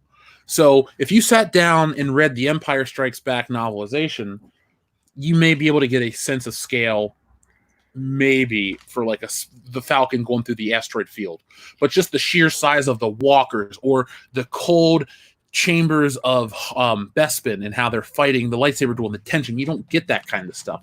That only is going to come from the film, and the film's another experience. So yeah, they do it wrong nowadays. Yeah, it's supposed to be supplemental, not fucking, a patchwork of bullshit to answer random Yeah, questions. exactly. Yeah, it's dumb. It's really dumb. We also have our friend Savage Rush. Oh, sorry, Dr. Coffin Nail says Clone Thrust, a Star Wars story. I feel like Clone Thrust sounds like a late night film starring Joan Severance. Jones. I've seen more of a Treat Williams type film. Well, Joan Severance could be the lead, and Treat Williams could be the male lead. There you go. I like that. I mean, I feel like they'd make a really good-looking clone baby. They both have strong chins. There you go. There you go. Savage Rush 012 says, no, the Palpatine we see in the original trilogy was a clone all along, according to Disney. OG Palp was the half corpse we saw in Rise. So you can transfer to a better body because the one in return is fucking walking around on his own. Shooting lightning, defeating Vader and Luke. Yes. God. Oh my God. I love when they just try to treat us like dummies. Yeah, see, Savage Rush, I'm not saying you're wrong. That's probably what they said publicly, and I just missed it. But what I am saying is that's a stupid explanation from the camp of Disney. I don't like that one bit. It's No, so sir. bad. McKinney90 says, I was a clone, Austin. I was a clone all along. Oh, son of a bitch. Yeah. If WWD starts doing the whole clone thing, I'm just gonna be like, yeah, fuck you guys. I'm sorry, I can't do this anymore. Listen, they've already done dead girls killed in drunk car crashes with dudes who wear masks. I wouldn't put it past them, dude. You know what the fuck? They have a dead man that wrestles at every Saudi Arabia show. That's Oh, true. fuck. And Well, his also- brother's the Texas of Knoxville, Tennessee. Jesus. Yeah, and he only got that position because he's a wrestler. Like nobody gave 2 shits about him actually doing a good job. They're like, yeah, Kane's mayor, woo, and that was it. I That's keep all. forgetting you're from down there, so you know what's going on firsthand. Nothing's changed. So I mean, I guess he's doing it. I guess he's doing an okay job because things haven't gotten worse. So he must be doing Listen, okay. the man when he did his State of the State address, he chokeslammed a dude through a table. I would have voted for him too. I ain't gonna lie. Yeah, he is your favorite wrestler. Now, suck it. See, the thing is, the Katie Vick story was terrible, but a story about a wrestler who accidentally killed his girlfriend in the past would make a compelling storyline. Right? Yeah, If done right. It was bad, but it was it was at least somewhat Listen, it wasn't really his girlfriend; it was a clone. Okay, it was a clone. Oh, the real Katie Vick is in the crowd every night. She's been haunting him ever since. Yep, she's actually there. Now this is a serious question from Culture Casino. Thank you very much. Why would Sheev have lesser technology than the Kaminoans did in Attack of the Clones? The science of cloning using embryos grown to adult form. Did he have some disfigure? Did he have someone disfigure the likeness of every time he was transferred? Dude, it's an art that only the Sith know about. What more do you fucking want? Yeah, so it's half-assed. Probably what happened is they kept cloning from the clone, and when you make a copy of a copy, it gets fucked up every time. So that's the problem. That's why Snoke looked fucked up. That's why Palpatine looks fucked up. They keep cloning from the clone as opposed to cloning from like the original jizz bucket that they have. That's the problem. Well, don't also forget the fucking plot hole that the Kaminoans had enough technology to speed up their growth process. So whoever is cloning the Emperor shit, which clearly they steal things, but they weren't smart enough to be like, hey, maybe we should, have some accelerant clones for the Emperor. Maybe just no. Okay, fuck me. Okay, cool. Shut up, Tim. It's not your job. Shut up. All right. Shut up, Tim. No, we don't want to do that. All right, the Emperor doesn't want it done like that. All right, shut up. If you say that any louder, he's gonna fucking zap you. Okay. I know he's gonna fucking force fucking lightning you up into the atmosphere, dude. Yeah, dude. Do you remember fucking Sam? He's gone. He didn't get fired. He got zapped into the atmosphere. Okay, he's fucking gone. All right. He's fucking dead. Okay. He's fucking dead, bro. And he made delicious lattes, space lattes. God damn it, they were so good. They were so good. Lattes! And it was his birthday. It's gonna be his birthday tomorrow. He was gonna bring cake. He's fucking gone now. Yeah, so just shut the fuck up, Tim. God damn it. We're gonna have cake in the break room, damn it. Come on. God, that was such a powerful clone. But Culture Casino actually makes an excellent point, though. The people that write these movies, either they're in a mad dash to get them done because they half-assed it, which is actually accurate. But the universe has precedence for, how cloning works. Why would Palpatine, because it's the whole Siphon DS ordered the clones in the army, but Palpatine, wasn't Palpatine that used the Siphon DS name of a dead Jedi to order the clones? Or what? I don't. No. What happened was that he used the name to order the clones, and then he wanted to order his own clones, but that order was ahead of his. So to wait for the previous clones to get done and bake and be ready and cool off a little bit, and then his clones are going to get done. That's happened. It was an order reshuffle, and he forgot to do one. Oh, it was Order 67. Yeah, Order 67. Yeah, because his was Order 66, but it was I prefer Order 69 personally. There you go, Kendo. There you go. Yeah, that chick with the big old eyes in that picture you sent. She's the one that knows how to go with Order 69. Woo. Had he called the helpline, he would have got that shit worked out and it would have been fine. But he fucked up. He fucked up. Well, I think in all actuality, Cypher DS, his force power was to see the future in visions, and it was driving him insane. And Palpatine manipulated him to because he saw like a war, but he didn't realize what was happening, and so he went to Kamino at the behest of Palpatine pulling the strings, and then he ended up creating the clone army after he left the Jedi Council. So what you're telling me is Palpatine couldn't afford to pay off the cloning bill, so that's why he had to go to a third-rate cloning facility on Andu Prime, where they just do everything half-assed. He's like, well, exactly. That's why he was so mad about the unlimited resources. Exactly. So that's why he was so mad about the fucking Death Star game blowing up. He has a really bad track record with very expensive projeces. So he didn't have the credit. And his credit rating is dog shit. He's got like a 460 or something. He can't get a loan. It's really tough. It's really tough out there. It's really tough out there. Senate, but it's hard out there for a clone. Thank you, Kendo. Thank you. Savage Russia 2. I love this one, guys. Clone Thugs in Harmony. God damn. Well, there's a good one on, on the made me screen laugh. right now by Craig Thompson. 4 Clones in a Funeral. I'm just like, that's funny. That's some good shit. Uncultured Barbarian says the cloning of Pelham 123. That's a great one too. The original. So good. Oh god. Right up there with the clone Lebowski. Well, Savage Russia 2 fired right back with Mighty Clone Young. I like that. Yes. Now TLJ Screwjob's back with 2. TLJ Screwjob, thank you very much for joining us all the time. Speaking on PS2 games, my favorite would be the Jak and Daxter trilogy, plus Car Combat spin-off Naughty Dog, and the Sly Cooper trilogy by Sucker Punch. Oh yeah, Sly Sly Cooper, and awesome. Jak and Daxter were really good. I'll give you Ratchet and Clank also; those were good too. I enjoy Ratchet and Clank. But yeah, I had Jak and Daxter the demo. And so I never Yep. PS2 was weird for me. I'll go into this more in detail, but like I didn't have a ton of games for it, but the ones I did, I really played. Yeah. And just those 2 series, I just had I almost said clones of. I had demos of. Technically, I mean, you're not wrong. Yeah, They're the unfinished clones. You just said. Yeah, well, the unfinished clone, yes. At least games. You know what's sad is the demos for those games were more finished than the games you buy for $60 today. Yes, yeah, they you're not were. wrong. So let's see. I'm going to read a couple more, and then we're going to talk about our next big topic because I want to know what your guys' thoughts are. TLJ Screwjob also says, the Rise of Skywalker is a female. The Rise of Skywalker writer is a female named Ray Carson. Of course. So Okay. Ray wrote Ray. Of course she did. She's Ray.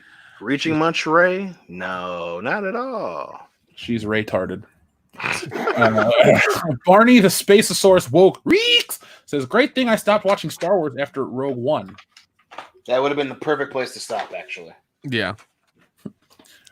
And then for now, 16-bit mascot says, hail world class. So Ray is that guy's granddaughter? Sounds like a fully functional clone to me.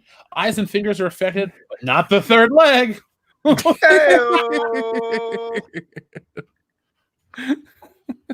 Come in, sit on Grandpappy Palpy's lap. Come on, baby. Yeah. Show you what this clone can do. So 310 to Camino. Holy shit, that's funny. I want posters of these movies so bad because I just want to see like the cool shit everyone's come up with.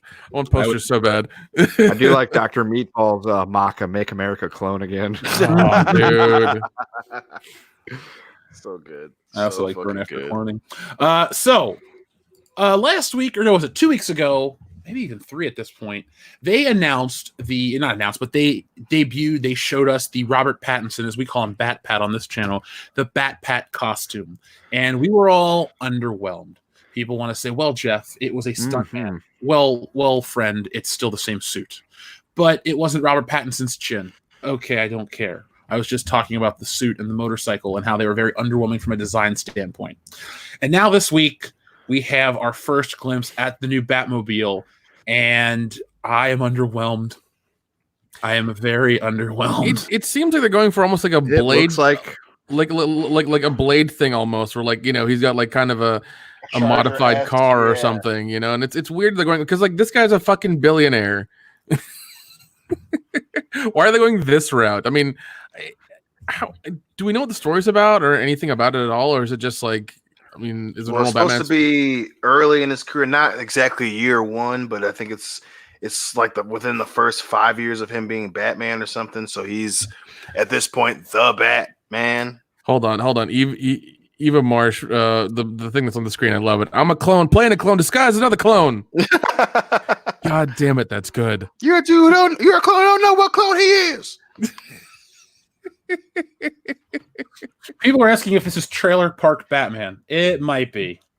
I mean, I'm not against that car, but I mean, I guess if it's his first one and he's building it or something, I might okay, but there's no context to the image, so it's weird. Yeah, I'm not a fan. I'm not sure what kind of car it is. It's like, because it reminds What? me that the story that just came out was that Batman White Knight. It's like it's an alternate universe, where he's more of a street Batman, and his Defending people on Batmobile. the internet. Yeah. Um, Street Batman on the internet. But yeah, he's his Batmobile was very kind of similar. It was very street-esque. I don't listen. The appeal of Batman was that he had so many resources and that he could have advanced shit to combat the fucking mob and villains that he would encounter. Having a modified, muscle car. I'm not a fan of that. Yeah, it's got normal headlights. Come on. Yeah, it feels very low tech for Batman. It's weird. Even if you're starting out, it's like still you have like billions of dollars. Even if you're starting out, you can fucking design anything at all. Right. And you pick, I guess, a car you're just welding together in a shop or something. It's weird. Yeah. I mean, that's closer to the Green Hornet than Batman. Yeah. Yeah. Well, What's funny? Go ahead. What's funny is around here, we usually call like those modified cars like Camaros, and usually it's Camaros, Firebirds. Like anytime somebody soups up their sports car, we call them Hoosier Batmobiles. So it's kind of funny because this actually kind of life imitating art at this point. It's a Hoosier Batmobile. It's a very surreal experience right now on the screen. I love that. Hoosier Batmobile. Well, I mean, I just feel like this isn't the right time wonderful. to put this out because Batman is arguably the biggest superhero of just ever at this point. Yeah, Superman came, but I think Superman's really fallen out of the public eye over the last, 25 years. So I'd say Batman's just been the biggest thing for the last 30 years plus. And now, like, the Nolan era was meant to be realistic. It's like, oh, we're going to ground Batman in reality. And it worked. We all bought it. They were all good movies. Some were great, better than others. But overall, it's a very solid trilogy. I wouldn't call any of those films bad. We live in a world where Iron Man's a thing on screen. Even Spider-Man. Like, see, if they wanted to low-tech Spider-Man, I'm cool with that because he's a broke kid from Queens. No, that makes sense. That makes sense entirely. But even if this movie takes place in the 90s, billionaires could afford a lot of shit in the 90s. What did Bill Gates have in 96? Let's say this movie takes place in 1996. With all the assets and money that he had, he could have done anything he wants. I know people are trying to say, but it's meant to be early in his career. Yeah, but so was the Nolan film. We watched him make the suit.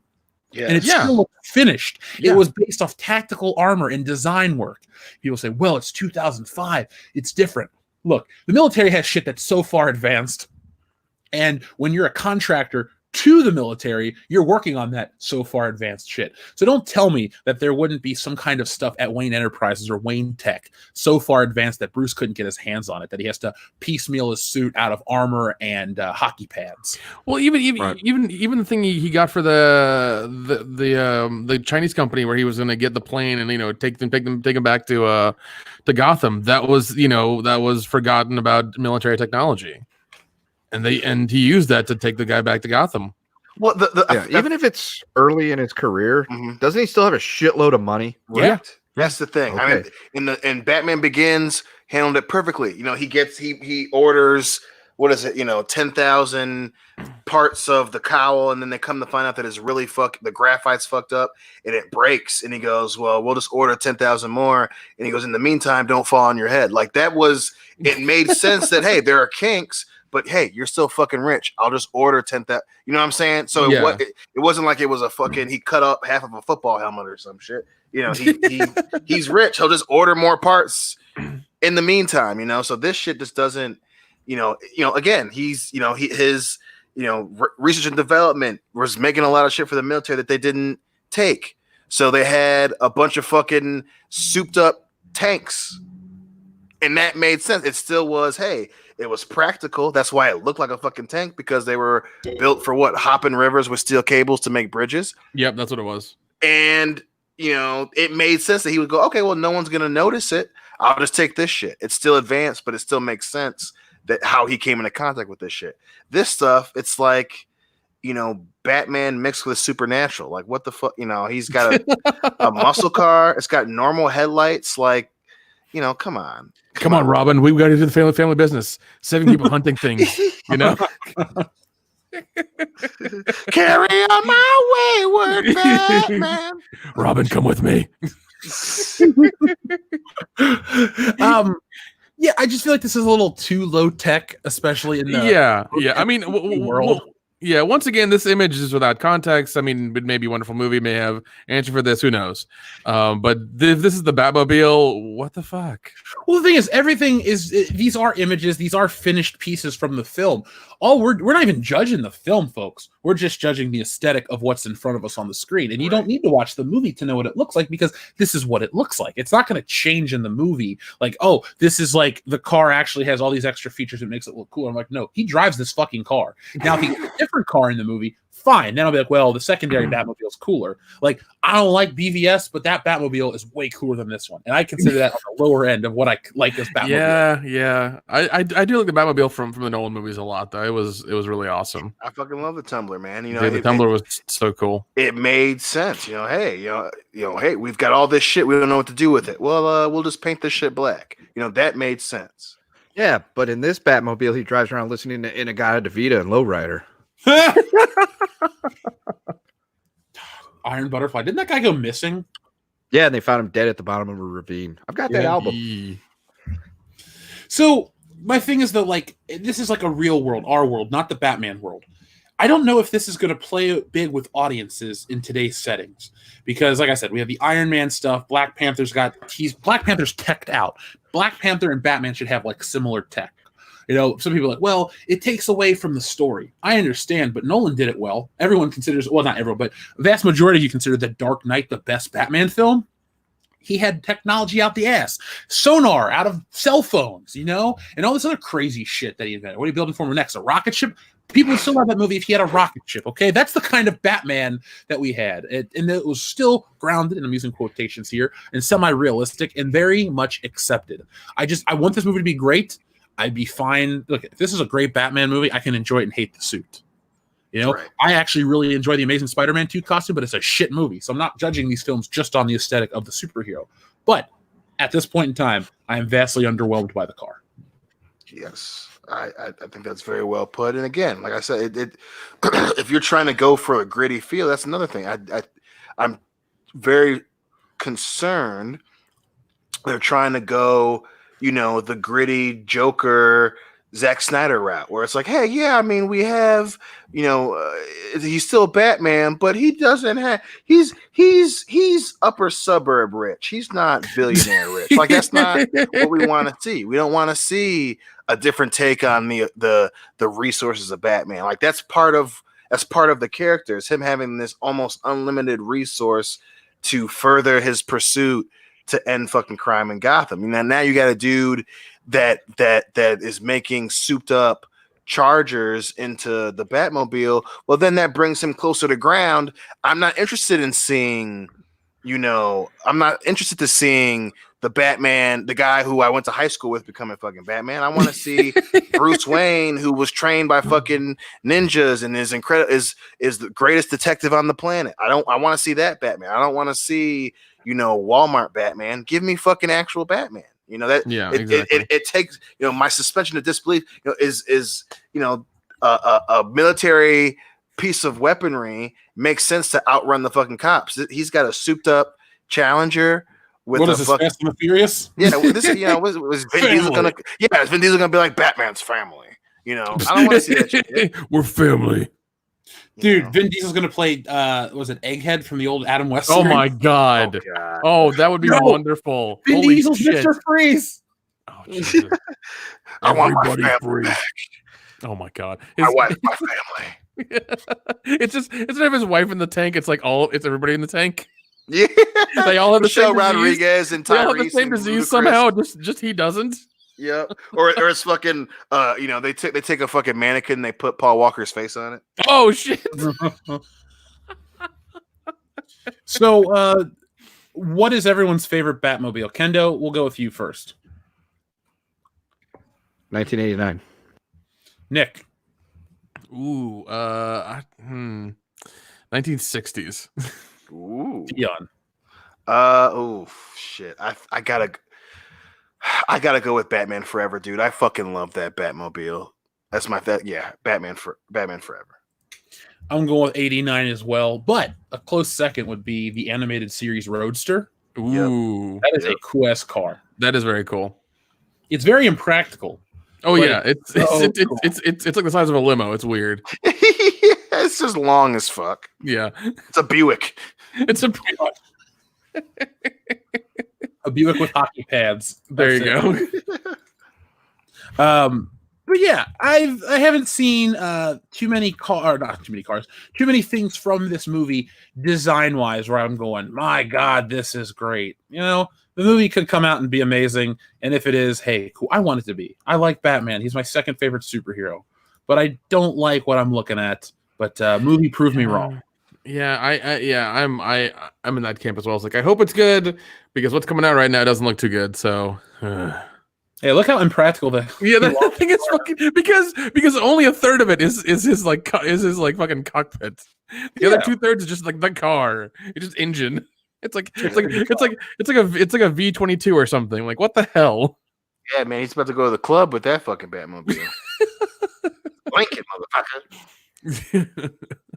Reverse suicide doors for Batman. There you go. Our friend Matt G sent in a $1 super chat no message. Thank you very much, Matt G. Scottskio2 says Dion watched Clone Fate.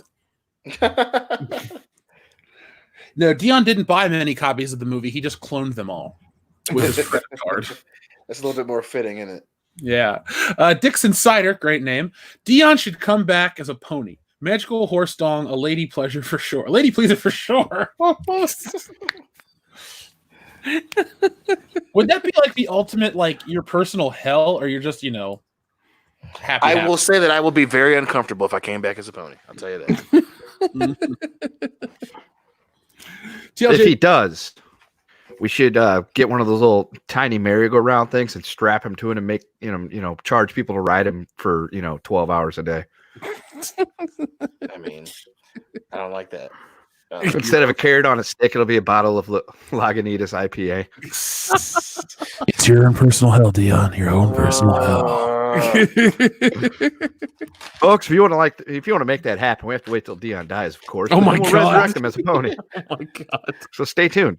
Yes, just come back And every start Thursday. sending us money for the technology to transfer his consciousness into a pony. Oh God. Maybe we can write a really well-worded letter to the Walt Disney Company, and they can just not stop worrying about his his frozen head and just give us the money to transfer Dion's consciousness into a horse. There you go. Or we'll talk to Musk about the neural link, and we'll get it going. We'll get it happen.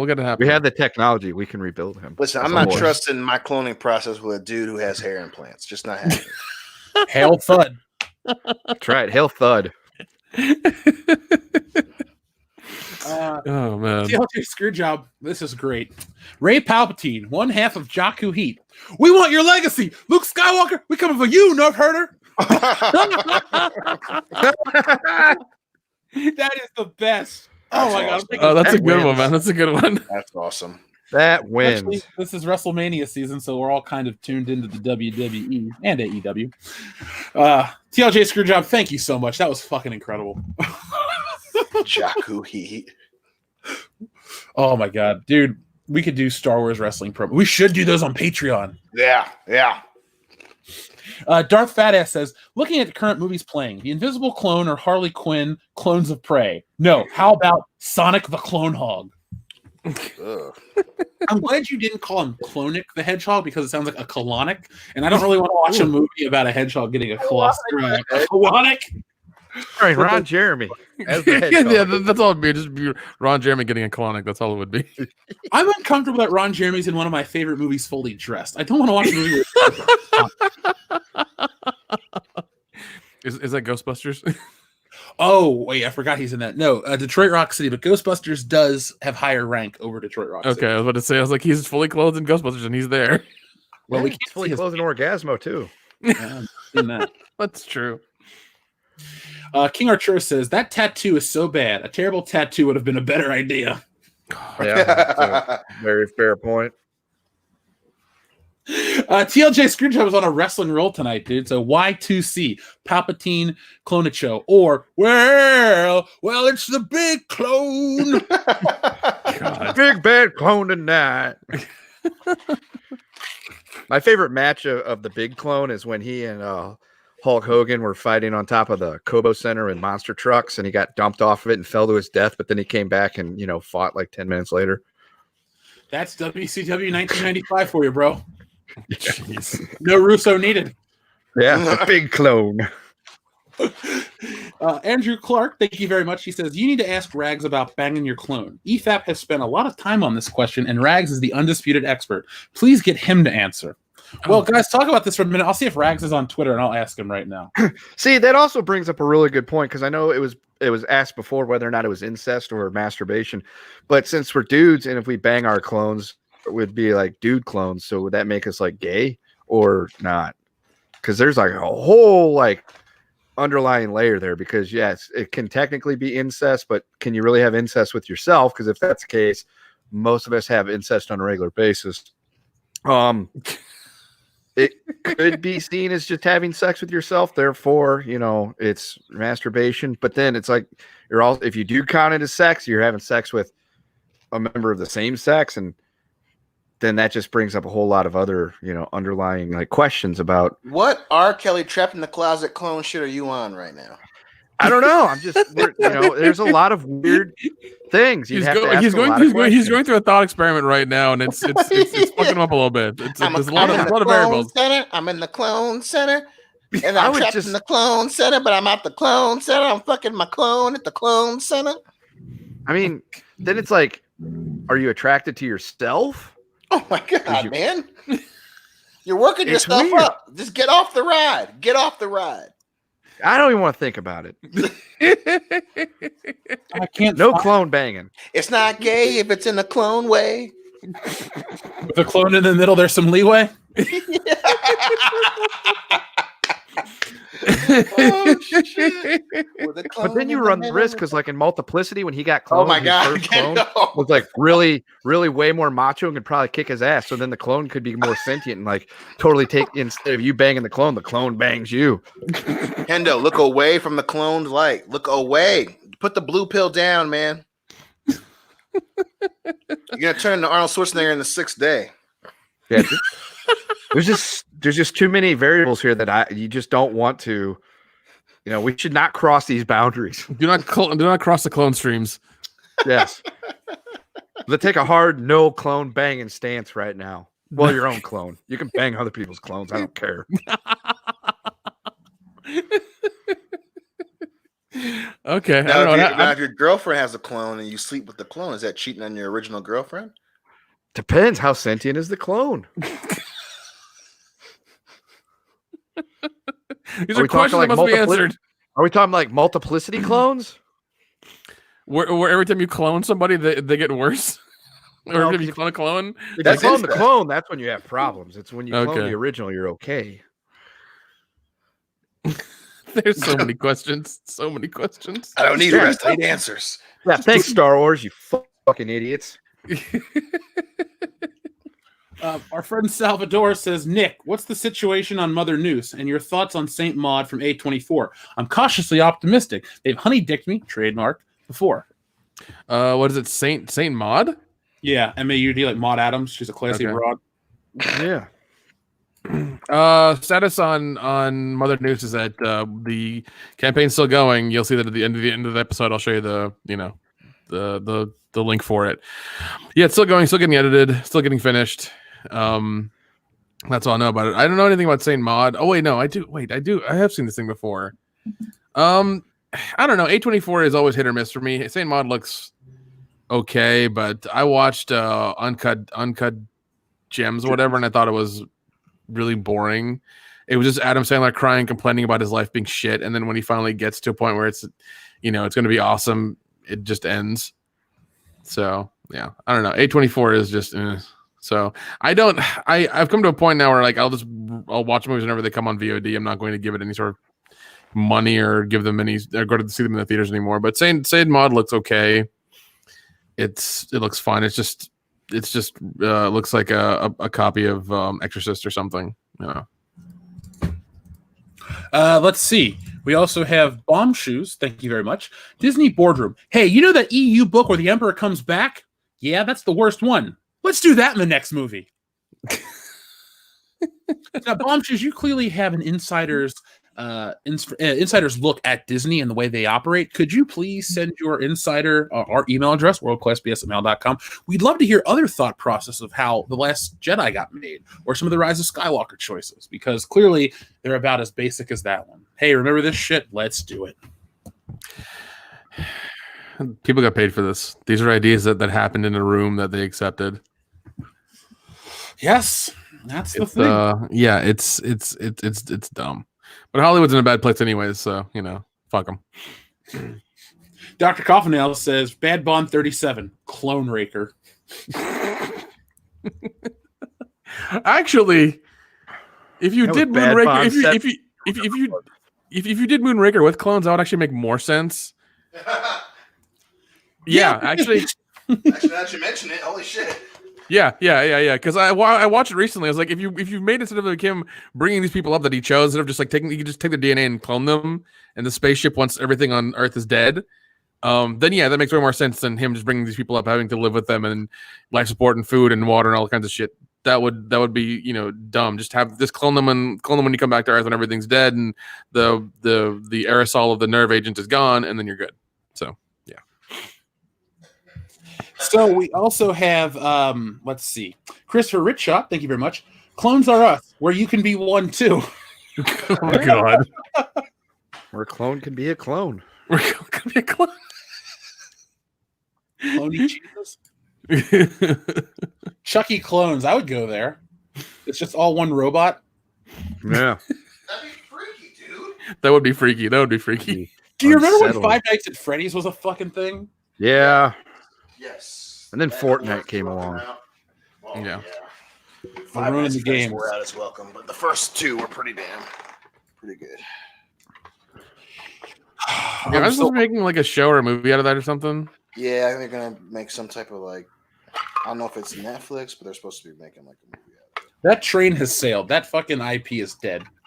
Hey, they keep selling fucking shitty remaster. They just did the VR remaster of it or some shit. It's still somehow making this motherfucker money. Hey, Five Nights at Freddy's milking a franchise. Well, same thing with Angry Birds. I mean, I think they got another movie that went to theaters or something. Yeah, did it come out already, or is it gonna? Yeah, it did. It did. I'm pretty sure it did. I wonder how that shit did. I froze for a second. What'd you say, Nick? I said Angry Birds, part 2 came out, and then that's still milking a franchise. Angry Birds. Dion, I lived with you when Angry Birds was a thing. Yeah, that's weird. We were in fucking college, just out of college when that shit. That's so weird. Our friend Uncultured Barbarian. How many clones could Dr. Brown make with 1.21 gigawatts? Also, Disney has done me a great service. As someone who dabbles with writing, they show me examples of what world I would not create, or how to not create a world. Well, yes, they have done you that solid. It's like, guys, if you want to make good sci-fi, don't do anything Disney Star Wars did. You'll make money in the beginning, and then you'll have no future. Exactly. The thing is, though, if anyone says, well, they made money in the beginning, part one of that was spending $4 billion to make back roughly $2 billion, not even. You got to take into account all the input costs first. That's so crazy, man. Maybe they've broken even over the last 5 years. But that's about it. But anyway, the serious question, how many clones would Doc Brown make with 1.21 gigawatts of electricity? 1,220 clones. Yeah. How many clones could Doc Brown clone if Doc Brown could clone clones? I feel like Doc Brown has dabbled in cloning, and down in the basement of that building is just the most fucked up, unfinished clones with 6 arms and 9 eyeballs. And all they can say is, Great Scott! And just Doc Brown goes down there once a week with a shotgun and finishes one off. Oh my god! They're all Marty I'd like clones. to think. Yeah, I was gonna say I would like to think that it was. He just have a bunch of failed Copernicus clones, and then he just went out and adopted Iron because he couldn't figure it out. That would be a fun that would be a fun short or a comic book to make of just that, because I feel like he would dabble in that, or at least give it half a thought and try it, and then it would go horribly wrong and be never again, fuck it. We'll call it Dark Brown, and it's really fucked up science experiments from Doc. Ooh, yeah, I like that. Mikey Gussler, thank you very much. I don't have hopes. J.J. Abrams has his hands all over. Do you mean Warner Brothers with the Batman stuff, or do you mean with the Star Wars stuff? Because we don't have any faith in the Star Wars stuff, but I'm assuming you mean the Batman. And I know JJ's moving over to DC. You would think... Yeah, which worries me because DC was doing good, or they're still kind of doing good. I don't know. It's weird. Hey, Kendo, I got a serious question. Yeah. How many clones is the length of Dave Bautista's dick? I don't know. It's a good question. Give him what he wants. The answer. Yeah. He wants more clones. Dude, that was a terrible match last year, Dion. Dude, yeah. You and I literally looked at each other a bunch of times. We're like, is this still happening? Is this still going on? Clone Mania is never going to be a good pay-per-view. No. Saudi clonage. McKinney 90, thank you very much. Jeff, keep in mind that the animated series is completely dipped in the 1920s Art Deco aesthetic, so the Batmobile's look made sense, and it's my favorite. Oh, I'm well aware of the Art Deco aesthetic. Dion knows how much I enjoy Art Deco. Yes, and I do love that Batmobile. I just couldn't imagine driving it. It's fucking huge. Yeah, I prefer Art Garfunkel. Wait, fuck you.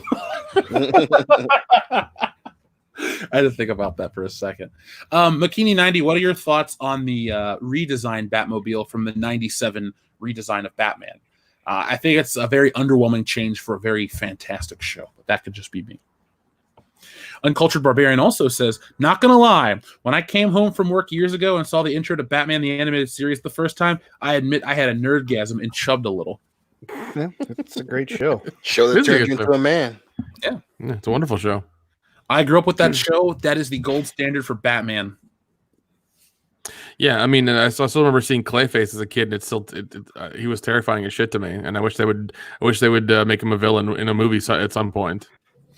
I think he was voiced by Ron Perlman. Ron Perlman. Yes, yeah, that makes sense. Yeah. Mm-hmm. Yeah, that was a really sad episode though, because he kept putting that shit on his face because he was an aging actor, and then it fucking ruined him. Yep, yeah. See, that is the beauty of all the Batman the Animated Series episodes. The villains are tragic, so you feel for them when they do these terrible things, and Batman has to stop them because that's just. Yeah, but there's so many layers to it in that fact that you know they are tragic and they are darker stories, even though it is a kids' cartoon. That it's like it's really good, and you really stick with it. Yeah. Let's see.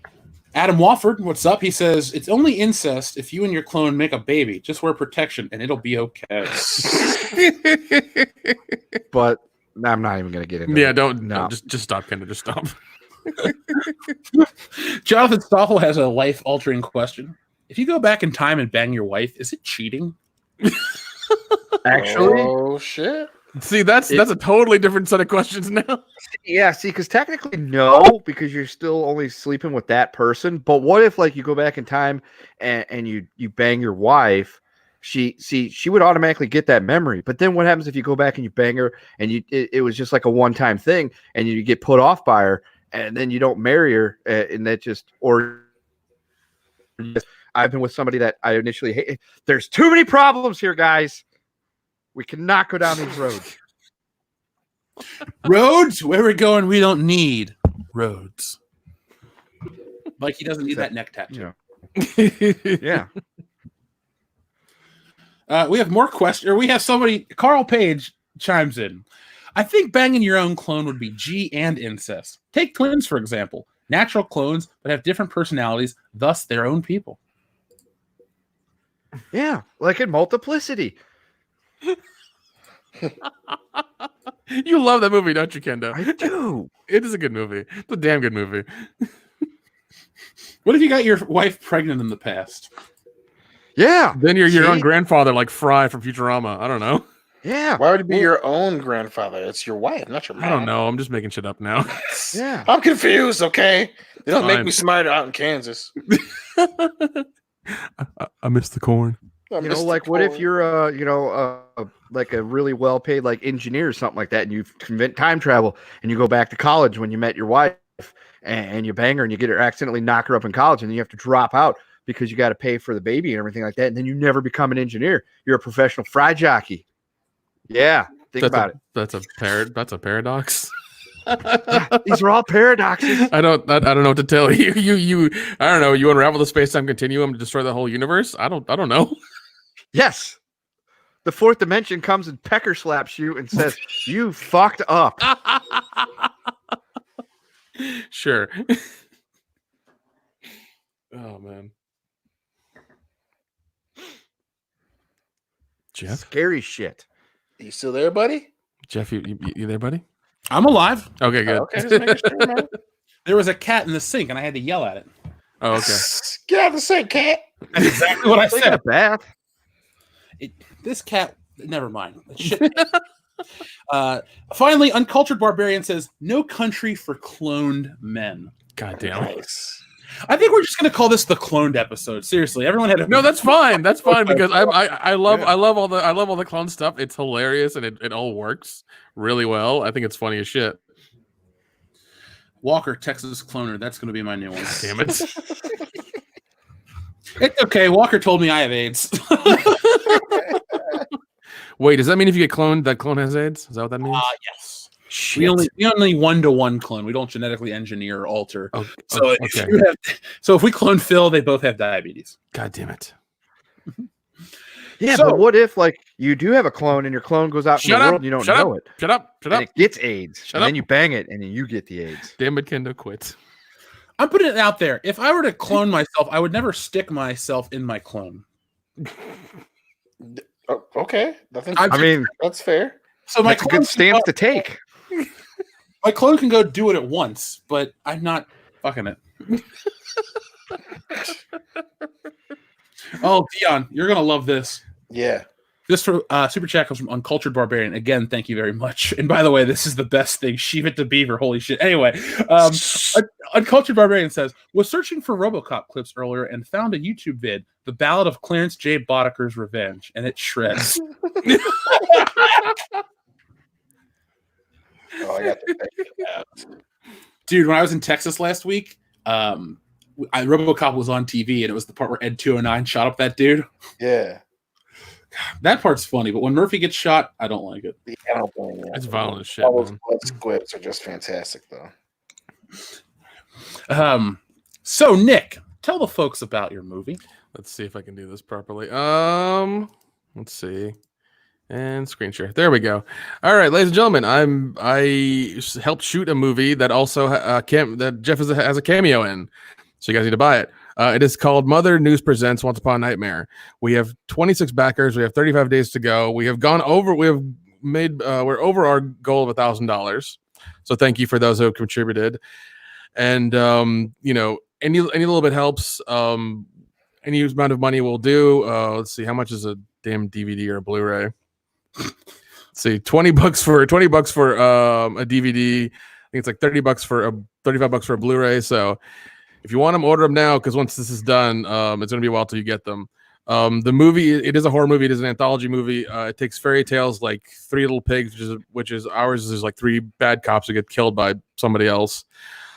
Cinderella is about a girl whose vanity is like all on social media, and then she slowly dies. Things like that. And we twist them up to modern times and make them all, you know, and put a bunch of horror elements in them and make it really cool. So I worked on this. I actually am in it as well in some points. I forgot to mention that. But yeah, give us your money because, you know, support independent film and fuck Disney. Yes, fuck Disney, but not your. How much is a DVD? DVD is $20. No, a DVD. I don't know what that is. I don't know. 25, I guess. I don't know. If you have to. I ask can me. look it up. Yeah, apparently. So, folks, we will be at Horror Hound Cincinnati in just 2 short weeks. So if you want to meet us, you want to come hang out with us, do so. We'll be there at the table, you know, having a good time. Everyone that's met us has had a great time. It's still bizarre to me, guys, when people are like, can we take a picture with you or will you sign this? I'm just like, Yeah, that's so strange. sure, gladly. I'd love to. But it still hasn't sunk in that people want that shit. So if you're one of those people that want that shit, come on out. We'll do it for you. If not, just come have some beers with us, and you're allowed to drink in this place. So if you're an adult, let's share an adult beverage. We'll share some stories about how Disney Star Wars fucked us over, and we'll all come together in the spirit of good quality entertainment. So, go ahead and check out our coronavirus James Bond video because YouTube is keeping us down. It's fun. It's funny. I had a good time making it. I'm going to be back later this week with a lot more. We have some stuff. I'm going to make a video about the Ray clonage, the stuff about Raylos. I got a hot take about Raylos and how they're just ruining everything for all of us here in the real world. So be on the lookout for that. I'll have some announcements tomorrow about our comic thing, and well, that's about it for tonight. So from all of us here at World Class Bullshitters, folks, thank you for watching, and as always, be excellent. Oh, whoa, Batgoat, we caught him. Okay.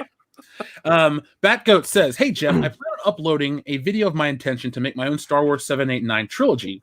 I was dared on one of your comment sections. Can I link the vid?" Yes, you can, Batgoat. You can link the vid if you would like, and we could even tweet it out for you if you remind us. All you got to do is say, "Hey guys,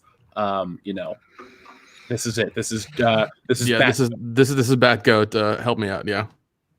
So we can do that for you because anyone that wants to make their own projects, I think they should, because we don't like entertainment in the way it is today. Well, make your own shit. So we did. You guys are doing it, and it's really working. So I advocate all the creative endeavors of everyone here in this community.